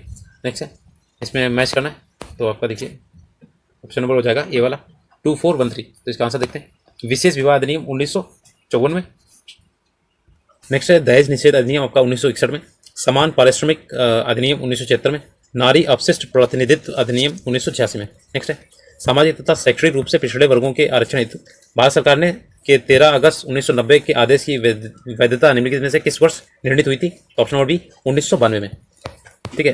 13 अगस्त 1990 में भारत सरकार के क्रमिक जन शिकायत पेंशन मंत्रालय ने भारत सरकार को सरकारी पदों और सेवाओं में सामाजिक शैक्षणिक रूप से पिछड़े वर्गों को 27% आरक्षण दिया था, ठीक है। तो आपका OBC वाला है, ठीक है, अदर बैकवर्ड कास्ट वाले। नेक्स्ट है भारत की किस संस्था का आदर्श वाक्य धर्मो रक्षति रक्षिता कानून तभी रक्षा करता है जब उसकी सुरक्षा की जाती है। तो ऑप्शन नंबर ए हो जाएगा रॉ, ठीक है, RAW वाला, रॉ वाला। तो अनुसंधान और विश्लेषण wing, research and analysis wing होता है इसे, ठीक है। नेक्स्ट देखते हैं भारतीय अर्थव्यवस्था, देखते हैं संघ सरकार के वित्त में नवीनतम विकास के बारे में निम्नलिखित कथनों पर विचार करना है, ठीक है। तो इसमें देखते हैं ऑप्शन नंबर ये हो जाएगा ए वाला। कथन कौन सा सही है? तो पहले ही सही है इसका। देखिए 2023 के अनुसार जो आर्थिक समीक्षा हुई थी, महामारी वित्तीय वर्ष 2020-21 के दौरान संघ सरकार का राजकोषीय घाटा सकल घरेलू उत्पाद GDP का 9.2% रहा था, जबकि यह वित्तीय वर्ष 2021-22 में 2023 के अनुसार 6.7%, ठीक है, संशोधित था, अनुमानित इसमें बजट जो अनुमान था 6.4%। तो देखिए आपका नया याद रखना है, ठीक है। तो देखिए 2023-24 के अनुसार वित्तीय वर्ष 2021-22, 22-23 और 23-24 में राज्य प्राप्तियां दी थी, ये दी गई है, ठीक है, आप देख लीजिएगा इसमें। नेक्स्ट है केंद्र सरकार के गैर योजना व्यय के बारे में निम्नलिखित कथनों में से कौन सा सही है? देखिए ऑप्शन नंबर ए, व्यय ब्याज भुगतान पर होता है, ठीक है। तो देखिए इसमें आपका जो गैर उत्पादक क्षेत्रों जैसे वेतन, सब्सिडी, ऋण, ब्याज, पेंशन, राज्यों और केंद्र शासित प्रदेशों की सरकार को वैधानिक हस्तांतरण पर खर्च की जाने वाली राशि है। गैर योजनागत व्यय का सबसे बड़ा हिस्सा जो होता है ब्याज भुगतान और ऋण चुकाने में खर्च किया जाता है, ठीक है। केंद्रीय बजट 2023-24 में ब्याज भुगतान पर किए जाने वाले खर्च की राशि आपका देखिए इसमें दी गई 10,79,971 थी, ठीक है। कुल व्यय का लगभग 20% है। नेक्स्ट आर्थिक सर्वेक्षण 2023 के अनुसार निम्नलिखित में से कौन सा कथन भारत के प्रत्यक्ष विदेशी निवेश की प्रवृत्ति का वर्णन करता है? तो देखिए ऑप्शन नंबर डी केवल चौथा करता है, कमजोर वैश्विक आर्थिक स्थिति के कारण इसमें कमी आई है, ठीक है। तो आपका देखिए इसमें दिया गया आर्थिक समीक्षा 2023-22 के अनुसार बढ़ती वैश्विक अनिश्चितता के बीच वित्तीय वर्ष 22-23 की पहली छमाही में प्रत्यक्ष विदेशी निवेश जो FDI होता है समग्र गिरावट आई। हालांकि अंतर्गत इनफ्लो जो होता है पूर्व महामारी के स्तर में काफ़ी ऊपर रहा, जो सुरक्षात्मक सुधारों और व्यापार के करने में आसानी से सुधार उपायों में प्रेरित था, जिसमें भारत दुनिया में सबसे आकर्षित FDI गंतव्यों में से एक बना, ठीक है। नेक्स्ट है, अब देखिए ये पूरा दिया गया, आप पढ़ लीजिएगा इसका, ठीक है, मैंने दिखा दिया। नेक्स्ट है स्वामित्व योजना के संबंध में निम्नलिखित कथनों पर विचार कीजिए। देखिए आपका ऑप्शन नंबर बी हो जाएगा 1 और 3, ठीक है। तो पहला तीसरा देखते हैं, ये खान मंत्रालय के दायरे में कार्यरत एक केंद्रीय क्षेत्रक योजना है। और तीसरा देखिए ये CORS का मतलब है क्रॉस ओरिजिन रिसोर्सिंग शेयरिंग, ठीक है। पहला तीसरा से गलत है, देखिए, ठीक है। इसमें सही पूछा गया तो इसमें बाकी सब सही है, ठीक है। देखते हैं इसमें स्वामित्व योजना पंचायती राज्य मंत्रालय के दायरे में कार्यरत एक केंद्रीय क्षेत्रक योजना है, ठीक है। इसमें पंचायती राज मंत्रालय, राज्य राजस्व और राज्य पंचायती राज विभाग, भारतीय सर्वेक्षण विभाग सहयोगी प्रयासों से कार्यान्वित किया जा रहा है। और राष्ट्रीय स्तर पर 24 अप्रैल 2021 के इस योजना का शुभारंभ किया गया था, और जबकि पायलट चरण के लिए 24 अप्रैल 2020 को लॉन्च किया गया था, ठीक है। और ये योजना ड्रोन तकनीकी पर का प्रयोग कर भूमि के छोटे छोटे खंडों का नक्शा तैयार करके ग्रामीण बस्तियों में क्षेत्रों में संपत्ति को स्पष्ट स्वामित्व स्थापित करने के लिए सुधारात्मक प्रयास है, ठीक है। और ये योजना जो थे वो CORS के नेटवर्क के तहत जियो पोजिशनिंग इंफ्रास्ट्रक्चर और 5 सेंटीमीटर तक की सटीकता प्रदान करने के योग्य मानक बनाने का प्रयास कर रही है। CORS का मतलब है सतत संचालन संदर्भ, यानी कंटिन्यूसली ऑपरेटिंग रेफरेंस स्टेशन, ठीक है।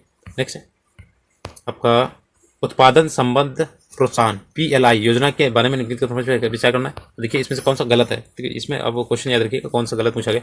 तो डी वाला दूसरा तीसरा गलत है, ठीक है। बाकी देखते हैं आपका पहला और आपका चौथा सही है, दूसरा आपका तीसरा गलत है, इसमें पहला और चौथा देखिए। ये योजना घरेलू विनिर्माण को बढ़ावा देने और मोबाइल फोन विनिर्माण तथा निर्दिष्ट इलेक्ट्रॉनिक घटकों में बड़े निवेश को आकर्षित करने के लिए उत्पादन से जुड़े प्रोत्साहन की पेशकश करती है, ठीक है। और चौथा देखते हैं PLI के तहत इसके जो लक्ष्य क्षेत्र हैं, देखिए laptop, tablet, all in one PC, server और अल्ट्रा स्मॉल फॉर्म फैक्टर जो देते हैं USFF शामिल है, ठीक है। नेक्स्ट है ये डी वाला हो जाएगा, इसमें गलत वाला दिखा, ठीक है। नेक्स्ट है भारत में 1929 में प्रारंभ में हुई महामंदी के संदर्भ में निम्नलिखित में से कौन सा कथन सही है? तो देखिए डी वाला, उपयोग में से एक से दी जाएंगे। जो मंदी थी भारतीय व्यापार को प्रतिकूल रूप से प्रभावित किया था। मंदी ने भारतीय खेतिहर किसानों, आयात और निर्यात को प्रतिकूलता प्रभावित किया था। मंदी का भारत पर प्रभाव संकेत करता है कि 20वीं सदी के प्रारंभ में विश्व अर्थव्यवस्था कैसे एकीकृत हो गई थी। नेक्स्ट है इसमें देखिए आपका मैच करना, तो ऑप्शन वाइज का सी हो जाएगा 2143। देखिए लिनेन जो होता है सन का पौधा होता है, जटा या कायर नारियल का पौधा होता है, मुहारर ये अंगोरा बकरी है, और डाउन ये बतख और गीज के पंख होते हैं, ठीक है।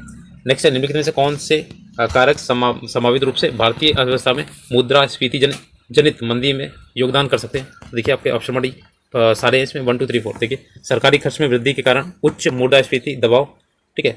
औद्योगिक उत्पादन में गिरावट और आर्थिक विकास में सुस्ती, कुल मांग और उपभोक्ता खर्च में कमी, घरेलू मुद्रा वृद्धि के कारण निर्यात निर्यात प्रतिस्पर्धात्मक कमी। तो ऑप्शन नंबर डी हो जाएगा इसके, एक से देख जाएंगे, ठीक है। नेक्स्ट देखते हैं, दिवाला और शोधन अक्षमता के संबंध में निम्नलिखित कथनों पर विचार करना, ठीक है। तो इसमें देखिए सी वाला हो जाएगा, कौन सा सही है।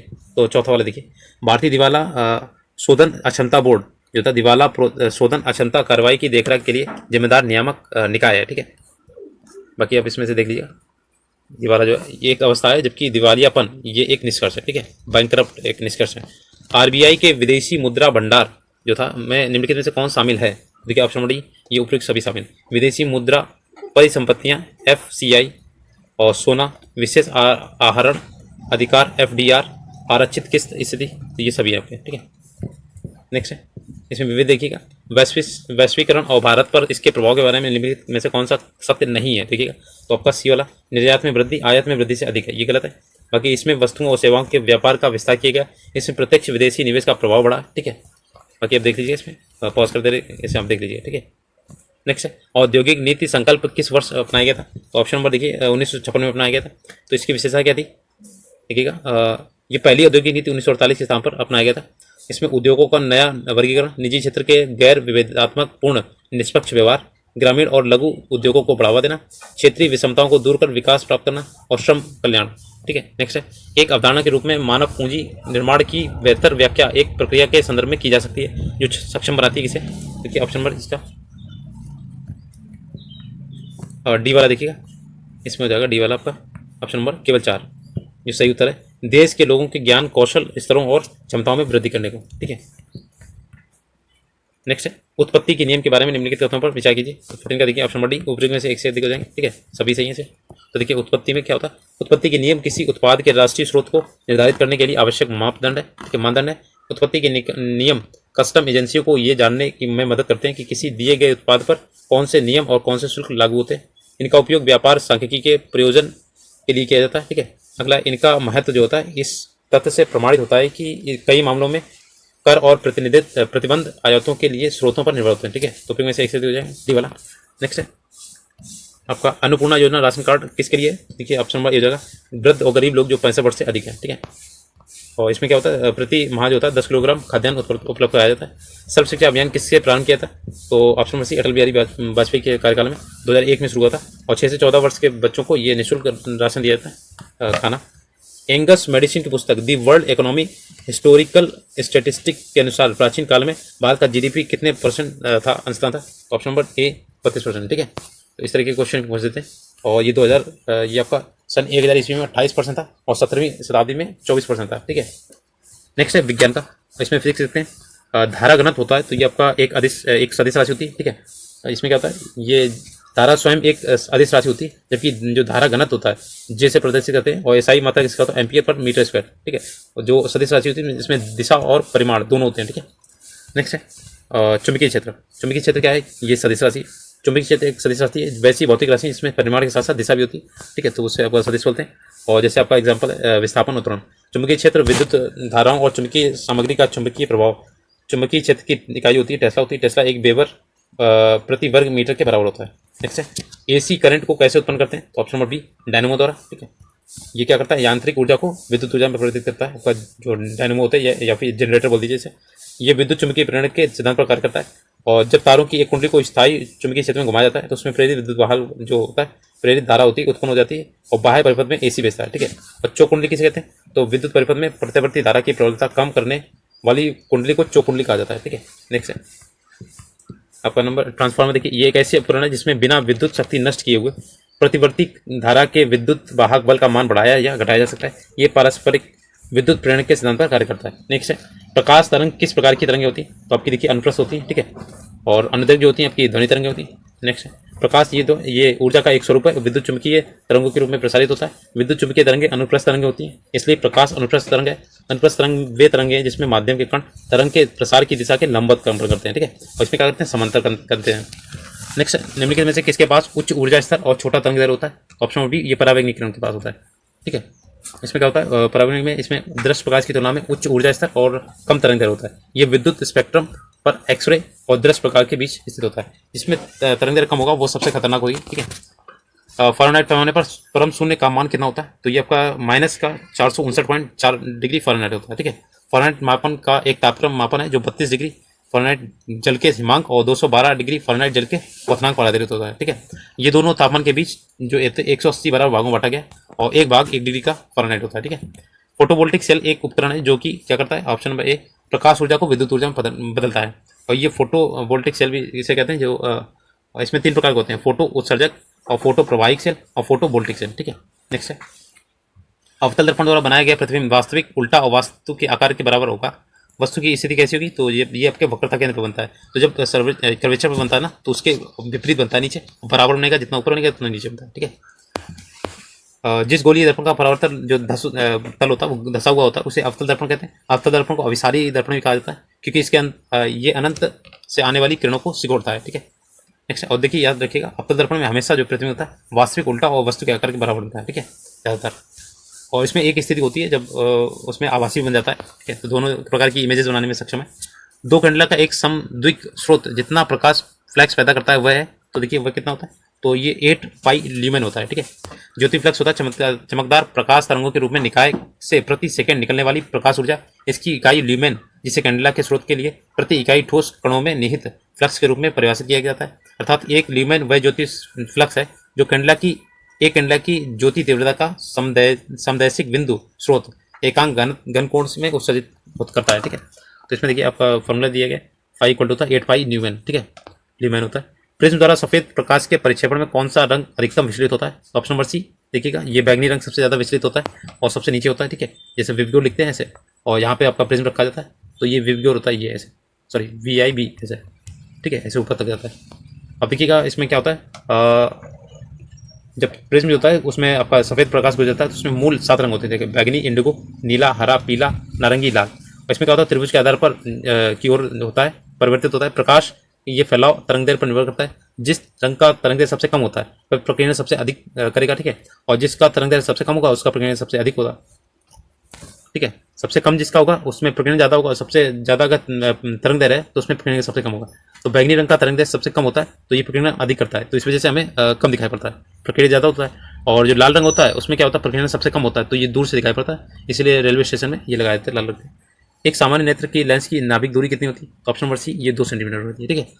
और आपका इसमें दिया गया था जो 2 सेंटीमीटर होती है नेत्र लेंस और रेटिना के बीच की लगभग 2 सेंटीमीटर होती है। आपतित समांतर के द्वारा फोकस पर वस्तु की छवि बनाई जाती है। इस छवि में रेटिना पर बनने वाले फोकल की लंबाई होती है 2 सेंटीमीटर से लगभग होनी चाहिए, ठीक है। प्रिज्म से गुजरने पर सबसे अधिक जो अपवर्तित होने वाला रंगीन प्रकाश कौन सा होता है? तो देखिए ऑप्शन नंबर बी, बैगनी रंग होता है, सबसे अधिक विचलित होता है, ठीक है, मैंने बताया भी था अभी।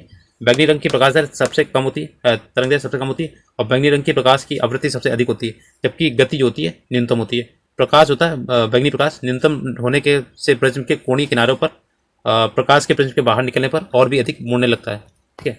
और एक माध्यम से दूसरे माध्यम में प्रकाश के प्रवेश करने पर इसके संचरण या दिशा मार्ग में विचलन उत्पन्न होता है, प्रकाश का अपवर्तन कहलाता है, रिफ्लेक्शन कहलाता है। ओम के नियम के स्थापन के लिए ध्यान रखने योग्य बात कौन सी है? देखिए ऑप्शन बी, एमीटर को श्रेणी क्रम में जोड़ना चाहिए, ठीक है, और वोल्ट मीटर को समानांतर क्रम में। एमीटर जो होता है धारा का ये मापन होता है, और वोल्ट मीटर में वोल्ट का, ठीक है, V का। नेक्स्ट है, देखते हैं इसमें आपका दिया गया ओम के नियम के अनुसार जो होती है, जैसे चालक की भौतिक अवस्था, जैसे ताप आदि में कोई परिवर्तन ना हो तो चालक के सिरों पर लगाया गया विभवांतर उसके प्रवाहित विद्युत धारा के अनुपात होता है। तो V प्रोपोर्शनल टू I होता है, तो V इक्वल टू IR होता है, ठीक है। R इसमें क्या होता है, आपका प्रतिरोध होता है, ठीक है। नेक्स्ट है, विद्युत विभव को मापने के लिए किस उपकरण का उपयोग किया जाता है? तो विद्युत विभव को नापने के लिए ऑप्शन नंबर डी, 1 से अधिक हो जाएंगे। देखिए आपका इसमें होता है वोल्ट मीटर और गैल्वेनोमीटर, ठीक है, दोनों होते हैं, वोल्ट मीटर और गैल्वेनोमीटर। पोटेंशियोमीटर आपकी धारा की तीव्रता नापता है, ठीक है, ध्यान रखिएगा। और इसमें क्या होता है, किसी धनात्मक आवेश को अनंत से विद्युत क्षेत्र के किसी बिंदु तक लाने में किए गए कार्य को क्या बोलते हैं? आवेश के मान के अनुपात को क्या बोलते हैं? बिंदु का विद्युत विभव होते हैं। तो V इक्वल टू W/Q, ठीक है, ये होता है।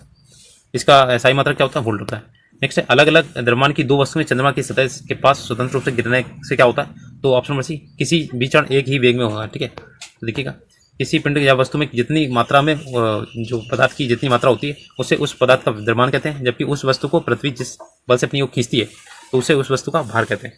द्रव्यमान सदैव नियत रहता है, ठीक है, कहीं पे भी जाएगा आपका द्रव्यमान नियत रहेगा, जबकि भार जो होता है गुरुत्वीय त्वरण पर निर्भर होने के कारण परिवर्तन होता है। ठीक है, और जैसे आपका चंद्रमा पे 1/6 रह जाता है। ठीक है, किसी विखंडनीय द्रव का क्रांतिक ताप द्रव्यमान होगा कितना? ऑप्शन नंबर बी देखिए, श्रृंखला अभिक्रिया हेतु आवश्यक न्यूनतम द्रव्यमान। ठीक है, इसमें लिखा हुआ आपका जो क्रांतिक द्रव्यमान कहलाता है कौन?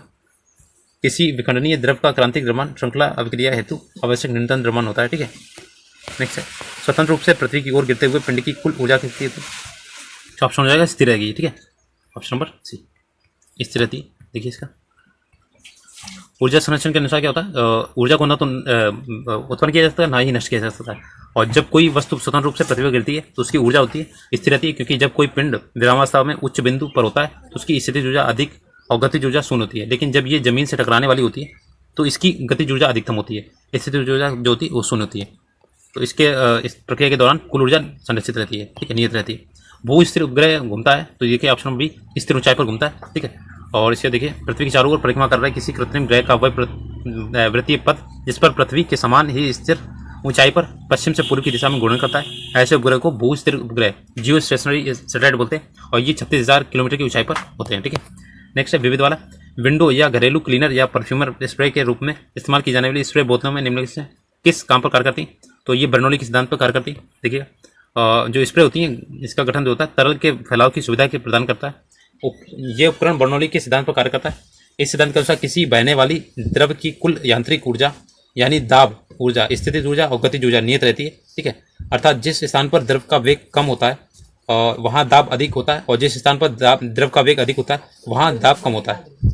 अतः किसी स्प्रेयर में एक क्षैतिज और ऊर्ध्वाधर नली होती है जो एक दूसरे के लंबवत जुड़ी होती है। इसमें पतली वाली नली को पानी में डुबाकर दूसरी पीछे से हवा वेग पूर्वक प्रवाहित करते हैं, जिससे क्षैतिज नली में संकीर्ण भाग में वायु में अधिक वेग के कारण दाब घट जाता है और वायु पात्र से नली द्वारा ऊपर चढ़ने लगती है और वायु के साथ मिलकर पानी फव्वारे के रूप में बाहर निकलती है। नेक्स्ट है, एक व्यक्ति पृथ्वी पर अधिक बार किस स्थिति में धकेल सकता है?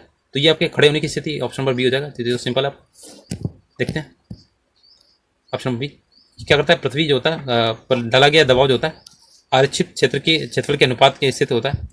जब सतह का क्षेत्रफल कम होगा तो भार अधिक लगेगा। ठीक है, जबकि लेटने और बैठने में क्षेत्रफल जो होता है अधिक हो जाता है तो व्यक्ति का भार समान रूप से वितरित होता है, पृथ्वी पर भार कम लगता है। तो देखिए एफ पी इक्वल टू क्या होता है, एफ अपॉन ए होता है। जितना कम होगा उतना दाब ज़्यादा लगेगा, जितना ज़्यादा होगा उतना दाब कम लगेगा। अब देखिए इसमें केमिस्ट्री वाला पोर्शन देखते हैं, भौतिक रसायन। निम्नलिखित में से किस तत्व की परमाणु त्रिज्या सबसे बड़ी होती है? तो आपका लिथियम है। ठीक है, देखिएगा लिथियम, इसमें बारीक इलेक्ट्रॉन जो होते हैं कक्षा में के बीच दूरी की परमाणु त्रिज्या कहते हैं। परमाणु के नाभिक में जो बारीक इलेक्ट्रॉन होते हैं, हाइजेनबर्ग का अनिश्चितता का सिद्धांत त्रिज्या का एक सटीक माप प्रस्तुत करता है, जिसके अनुसार दो बंधित परमाणुओं के नाभिक के बीच की दूरी आधार पर त्रिज्या का निर्धारण करते हैं। बंधन के आधार पर परमाणु की अलग अलग त्रिज्या होती हैं। त्रिज्या का कोई निश्चित दायरा नहीं होता है, इसलिए परमाणु की कोई भी त्रिज्या उनके दायरे द्वारा बनाए गए बंधों पर निर्धारित की जाती है। अभी के विकल्प में इसमें दिया गया, और लिथियम की जो परमाणु त्रिज्या होती है 167 जो होती है पीएम। ठीक है, सर्वाधिक है। और फिर बेरिलियम और बोरान की देखिए, बेरिलियम की 112 पीएम और बोरान की 187। फ्रांसियम की परमाणु त्रिज्या सर्वाधिक होती है 348 पिकोमीटर होता है, और सबसे कम जो होती है आपकी हीलियम की होती है 0.208। तो ये मोस्ट इंपॉर्टेंट है, इसमें से क्या पता आगे क्वेश्चन बन जाए। ठीक है, फलों को जबरदस्ती पकाने के लिए निम्नलिखित में से किस गैस का उपयोग करते हैं, यानी कृत्रिम रूप से? तो एथिलीन गैस होती है। ठीक है, C2H4 होती है। और इसमें क्या होता है, एथिलीन एक रंगीन गैस होती है जिसका रासायनिक सूत्र C2H4 होता है। इसके संपर्क में आने पर फल पक जाते हैं, क्योंकि एथिलीन में हवा में ऑक्सीजन गैस के साथ प्रतिक्रिया करके कार्बन डाइऑक्साइड और पानी बनाती है, और ये उत्पाद फलों के पकने की प्रक्रिया को तेज करने में मदद करती है। सोडियम हाइड्रोक्साइड और हाइड्रोक्लोरिक अम्ल की अभिक्रिया से सोडियम क्लोराइड और जल बनते हैं। ये कौन सी अभिक्रिया? तो देखिएगा ऑप्शन नंबर ये हो जाएगा आपका ए वाला। ये होता है आपका सोडियम हाइड्रोक्साइड और हाइड्रोक्लोरिक अम्ल की अभिक्रिया से सोडियम क्लोराइड और जल बनते हैं। तो ये आपका उदासीनीकरण जैसे न्यूट्रलाइजेशन अभिक्रिया बोलते हैं। ठीक है, और अम्ल और क्षार क्रिया करके लवण बनाते हैं और जल का निर्माण करते हैं। ठीक है, तो ये अभिक्रिया देखिए। नेक्स्ट इमली में कौन सा अम्ल होता है? तो देखिए ऑप्शन नंबर बी टार्टरिक अम्ल होता है। ठीक है, और ये आपका किस में देखिए, सिरका में एसिटिक एसिड पाया जाता है, सेब में मैलिक एसिड, दूध में लैक्टिक एसिड, नींबू रस में सिट्रिक एसिड, अंगूर में टार्टरिक एसिड। और ये मैंने आपके एक लिस्ट बनी हुई है, उसमें एनालिसिस किया हुआ है पूरा जो आपके TRE 3 में एक पेपर्स आए थे, TRE 3 और TRE 4 में, सॉरी TRE 2.0 में। तो मैंने पूरा बताया हुआ किस NCERT से आया था। ठीक है, और किस चैप्टर से आया है, तो आप एक बार चैनल पर विजिट कीजिएगा, प्लेलिस्ट में जाएगी आपको। नेक्स्ट है, लोहे के बुरादे में तनु हाइड्रोक्लोरिक अम्ल डालने से क्या होता है? तो देखिए option number A hydrogen gas तनु चिल्लाई हुई गैस और आयरन क्लोराइड का उत्पादन होता है। ठीक है, तो देखिएगा इसमें क्या करें, Fe में प्लस 2HCl जब जोड़ा गया ना तो FeCl2 यानी आयरन क्लोराइड बनता है, हाइड्रोजन गैस इसमें मुक्त होती है। और धातु और अम्ल की प्रक्रिया कराने पर नमक और गैस उत्पन्न होता है। ठीक है, अगला देखते हैं निम्नलिखित में से किसका पीएच जो होता है 7 से अधिक होता है। तो देखिए आपका रक्त प्लाज्मा होता है ये 7 से अधिक होता है, ये क्षारीय होता है। ठीक है, और इसका पीएच मान जो होता है 7 से अधिक होता है। पानी में घुलनशील पदार्थों की अम्लता क्षारीयता को मापने का जो पीएच मान का रहता है, पीएच मान जो होता है 0 से 14 तक होता है। और 7 वाले पदार्थ उदासीन होते हैं, 7 से ऊपर आपका क्षारीय होता है, 7 से नीचे आपका अम्लीय होता है। ठीक है, और प्लाज्मा होता है रक्त के आजीविक तरल भाग होता है। और इसमें क्या होता है, रक्त का लगभग 60% भाग प्लाज्मा भोजन और हार्मोन का शरीर में संवहन करता है। अगला देखते हैं अकार्बनिक रसायन है। मिट्टी के तेल के बर्तन में बर्फ का एक टुकड़ा डाला जाता है तो बर्फ के पिघलने पर मिट्टी के तेल की सतह जो होती है वो कैसी रहेगी, वैसी ये आपकी गिरेगी। ठीक है, देखिए मिट्टी के जो तेल होता है मिश्रणीय प्रकृति के पदार्थ में भी बर्फ के टुकड़े या ठोस अवस्था में मिट्टी के तेल से डालने पर बर्फ के आकार में 3/4 भाग में बराबर तेल विस्थापित करता है, जिससे पहले तो तेल की ऊपरी सतह उठती है और परंतु बर्फ पिघलने और पानी बनने पर पानी ऊपरी सतह की आच्छादित करता है। अमिश्रणीय प्रकृति के कारण तेल की सतह पर स्तर गिरकर अपनी प्रारंभिक सतह को प्राप्त करता है। नेक्स्ट है प्रयोगशाला में विकसित हीरे जो होते हैं संदर्भ में हीरे के बीज के रूप में किसका प्रयोग किया जाता है। Option number C graphite. ठीक है, तो ग्रेफाइट ये हीरा जो होता है इसका एक घटक होता है। ठीक है, अब देखिए यहाँ पे लिखा हुआ है HPT विधि में शुद्ध ग्रेफाइट कार्बन के साथ लगभग 1500 डिग्री सेंटीग्रेड तापमान पर अधिक उच्च दबाव के साथ संपर्क में आता है। तो CVD विधि में बीज को कार्बन युक्त गैस से भरे सील में बंद कर कक्ष में अंदर लगभग 800 डिग्री सेल्सियस तक गर्म किया जाता है, जिससे गैस बीज में चिपक जाते हैं और धीरे धीरे हीरे बनता है इसमें। ठीक है, तो ये आपके 29 नंबर देखिए क्षारिक जो होता है बेसिक लेड कार्बोनेट का व्यापारिक नाम क्या है। तो ऑप्शन नंबर ए सफ़ेद है या व्हाइट लेड बोलते हैं इसे। ठीक है, तो इसका फॉर्मूला देखिए PvOH का उल्टा इंटू 2PvCO3 होता है। ठीक है, और इसे बोलते हैं लेड कार्बोनेट। ठीक है, और इसमें क्या होता है सफ़ेदा जो होता है एक सफ़ेद पाउडर होता है जो पानी में अघुलनशील किंतु तनु एसिड में घुलनशील होता है। ठीक है, और इसकी उच्च अपारदर्शिता प्रकाश और मौसम के संपर्क को झेलने की क्षमता के कारण इसका उपयोग पेंट सफ़ेद रंग द्रव्य के रूप में किया जाता है। जीवाणुरोधक होता है होने के कारण सौंदर्य प्रसाधन में भी इसका उपयोग होता है। ठीक है, और ये विषैला हुई होता है। नेक्स्ट है, बाकी आप पढ़ लीजिए इसे। अगला देखते हैं प्रबल अम्ल और दुर्बल क्षारक से बने लवण का पीएच मान क्या होता है। तो देखिए ऑप्शन नंबर बी हो जाएगा, ये होता है 7 से कम। ठीक है, देखिए उदासीन विलीन का पीएच मान 7 होता है। देखते हैं निम्नलिखित में से कौन सा क्षारक अम्ल क्षार का संकेतक है। देखिए ऑप्शन नंबर हो जाएगा बी वाला हल्दी। ठीक है, ये आपका प्राकृतिक सूचक होता है। ठीक है, अब देख लीजिए इसमें कौन कौन से हल्दी होता है, लाल पत्ता गोभी होता है, गुड़हल का फूल होता है। ठीक है, ये सभी आपके प्राकृतिक सूचक होते हैं। हल्दी जो होता है पीले रंग की होती है, इसमें अम्लीय विलयन में डालने पर ये पीली होती है और क्षारीय विलयन डालने में ये लाल हो जाती है। अगला है शुष्क बुझे हुए चूने पर क्लोरीन गैस की क्रिया से कौन सा पदार्थ बनता है। तो ऑप्शन बी ब्रंज चूर्ण बनता है। देखिए CaOH का उल्टा हो जाता है शुष्क बुझा हुआ चूना। ठीक है, इसमें जब क्लोरीन गैस निकाली जाती है तो CaOCl2 बनता है। ठीक है, कैल्शियम क्लोराइड बोलते हैं या और कैल्शियम हाइपोक्लोराइड का मिश्रण होता है। ठीक है, नेक्स्ट है इसमें आपका विविध दिए गया, इसमें मैच करना है। तो देखिए आपका हो जाएगा ए वाला, तो ये हो जाएगा 2341। ठीक है, 2341 देखिए पहला मेजेंटा का होता है लाल नीला। ठीक है, और ये टील का होता है नीला हरा सफ़ेद, और आपका ये हो जाएगा मोव का होता है नीला लाल सफ़ेद, और सियान का हो जाएगा हरा और नीला। ठीक है, नेक्स्ट है देखते हैं निम्नलिखित में से कौन सा प्रतिक्रिया की दर को धीमा करता है। तो ये भी मैंने उसमें एनसीईआरटी में बताया था, इस चैप्टर से आ रहा है। तो ऑप्शन नंबर डी हो जाएगा, ऊपर में से कोई नहीं। ठीक है, उसमें आपका मैंने बताया था समांगी उत्प्रेरक। ठीक है, तो आपका समांगी उत्प्रेरक भी कम करता है वैसे। देखिए मंद प्रक्रियाओं में वेग जिस साधारण ताप पर नापे जा सकते हैं। इन प्रक्रियाओं में क्रियाविधि का अध्ययन आसानी से किया जा सकता है। प्रक्रियाओं की दर को विष या अवरोधक धीमा करता है। ठीक है, एक होता है अवरोधक, एक होता है विष। ठीक है, उत्प्रेरक जो होता है आपका ये प्रक्रियाओं की दर को घटाव बढ़ा सकता है। ठीक है, नेक्स्ट है निम्नलिखित में से कौन सा तरल बिजली का कुचालक है। तो ऑप्शन नंबर डी देखिए ओपनिंग में से कोई नहीं है।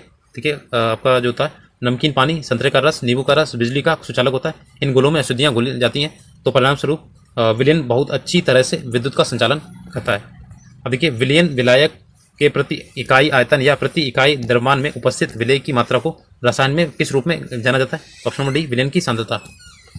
अगला है बुलेट प्रूफ जैकेट बनाने के लिए उपयोग किया जाने वाला फाइबर कौन सा होता है। तो देखिए बुलेट प्रूफ में आपका 37 देखिए ये होता है डी वाला। बुलेट प्रूफ जैकेट बनाने के लिए उपयोग किया जाने वाला जो फाइबर होता है केवलर होता है। ठीक है, ये कृत्रिम रेशा होता है, गर्मी का प्रतिरोधी होता है। और केवलर जो होता है मुख्यतः पॉलीएमाइड कृत्रिम बहुलक जिसमें एमाइड समूह को पैराफेनिलिन समूह द्वारा अलग किया जाता है। अगला निम्नलिखित में से किसकी ऑक्टेन संख्या शून्य होती है। तो ऑप्शन नंबर ई देखिए, इसमें से ऊपर से कोई नहीं है। जो पेट्रोल होता है गुणवत्ता व्यक्त करने वाला अंक जो होता है ऑक्टेन संख्या कहलाती है। पेट्रोल जितना अधिक अच्छा हो उसकी ऑक्टेन संख्या उतनी ही अच्छी होती है। आइसोऑक्टेन में ऑक्टेन की संख्या होती है 100 एन हेप्टेन ऑक्टेन की संख्या 0 होती है। ठीक है, क्रमिक पोषी स्तर में विषाक्त पदार्थों की सांद्रता में वृद्धि को कहा जाता है। तो ऑप्शन नंबर बी जैव आवर्धन। ठीक है, तो अनिम्नीकरण प्रदूषक की संख्या मात्रा का संचय करता है। जैव आवर्धन मुख्य रूप से वैज्ञानिक कृषि, कार्बनिक तत्व, औद्योगिक गतिविधियां आदि हैं। ठीक है, प्रत्येक पोषी स्तर पर गैर अपघटनीय रासायनिक के लगातार रासायनिक संचय की प्रक्रिया को क्या कहते हैं? देखिए फर्स्ट हो जाएगा जैविक आवर्धन। ठीक है, देख लीजिए कीटनाशक एफ से जैसे गैर बायोडिग्रेडेबल पदार्थों को जैविक जीवों द्वारा पचाया नहीं जा सकता, इसलिए भोजन के साथ अगले पोषक स्तर में जीवों में चले जाते हैं। कोलीफॉर्म क्या होते हैं? तो ये आपके ऑप्शन भाई प्राणी के पाचन नाल में उपस्थित बैक्टीरिया होते हैं। ठीक है, इसमें देखा आपका कोलीफॉर्म जो होते हैं बैक्टीरिया समूह जो होता है भू सतह में, जल में, मिट्टी में, पौधों में पाए जाते हैं। ठीक है, और ये हानिकारक बैक्टीरिया नहीं होते। ठीक है, खाने के डिब्बों पर जिंक की बजाय टिन की परत चढ़ी होती है, क्यों? तो इसमें ऑप्शन सी टिन की तुलना में जिंक अधिक प्रतिक्रियाशील होता है। इसमें दिया है खाने के डिब्बों पर जिंक की बजाय टिन की परत चढ़ाई जाती है, क्योंकि टिन जो होता है जिंक की तुलना में अधिक प्रतिक्रियाशील होता है और ये भोजन में पाए जाने वाले साधारण एसिड के साथ प्रतिक्रिया करके भोजन को विषाक्त बनाता है। ठीक है,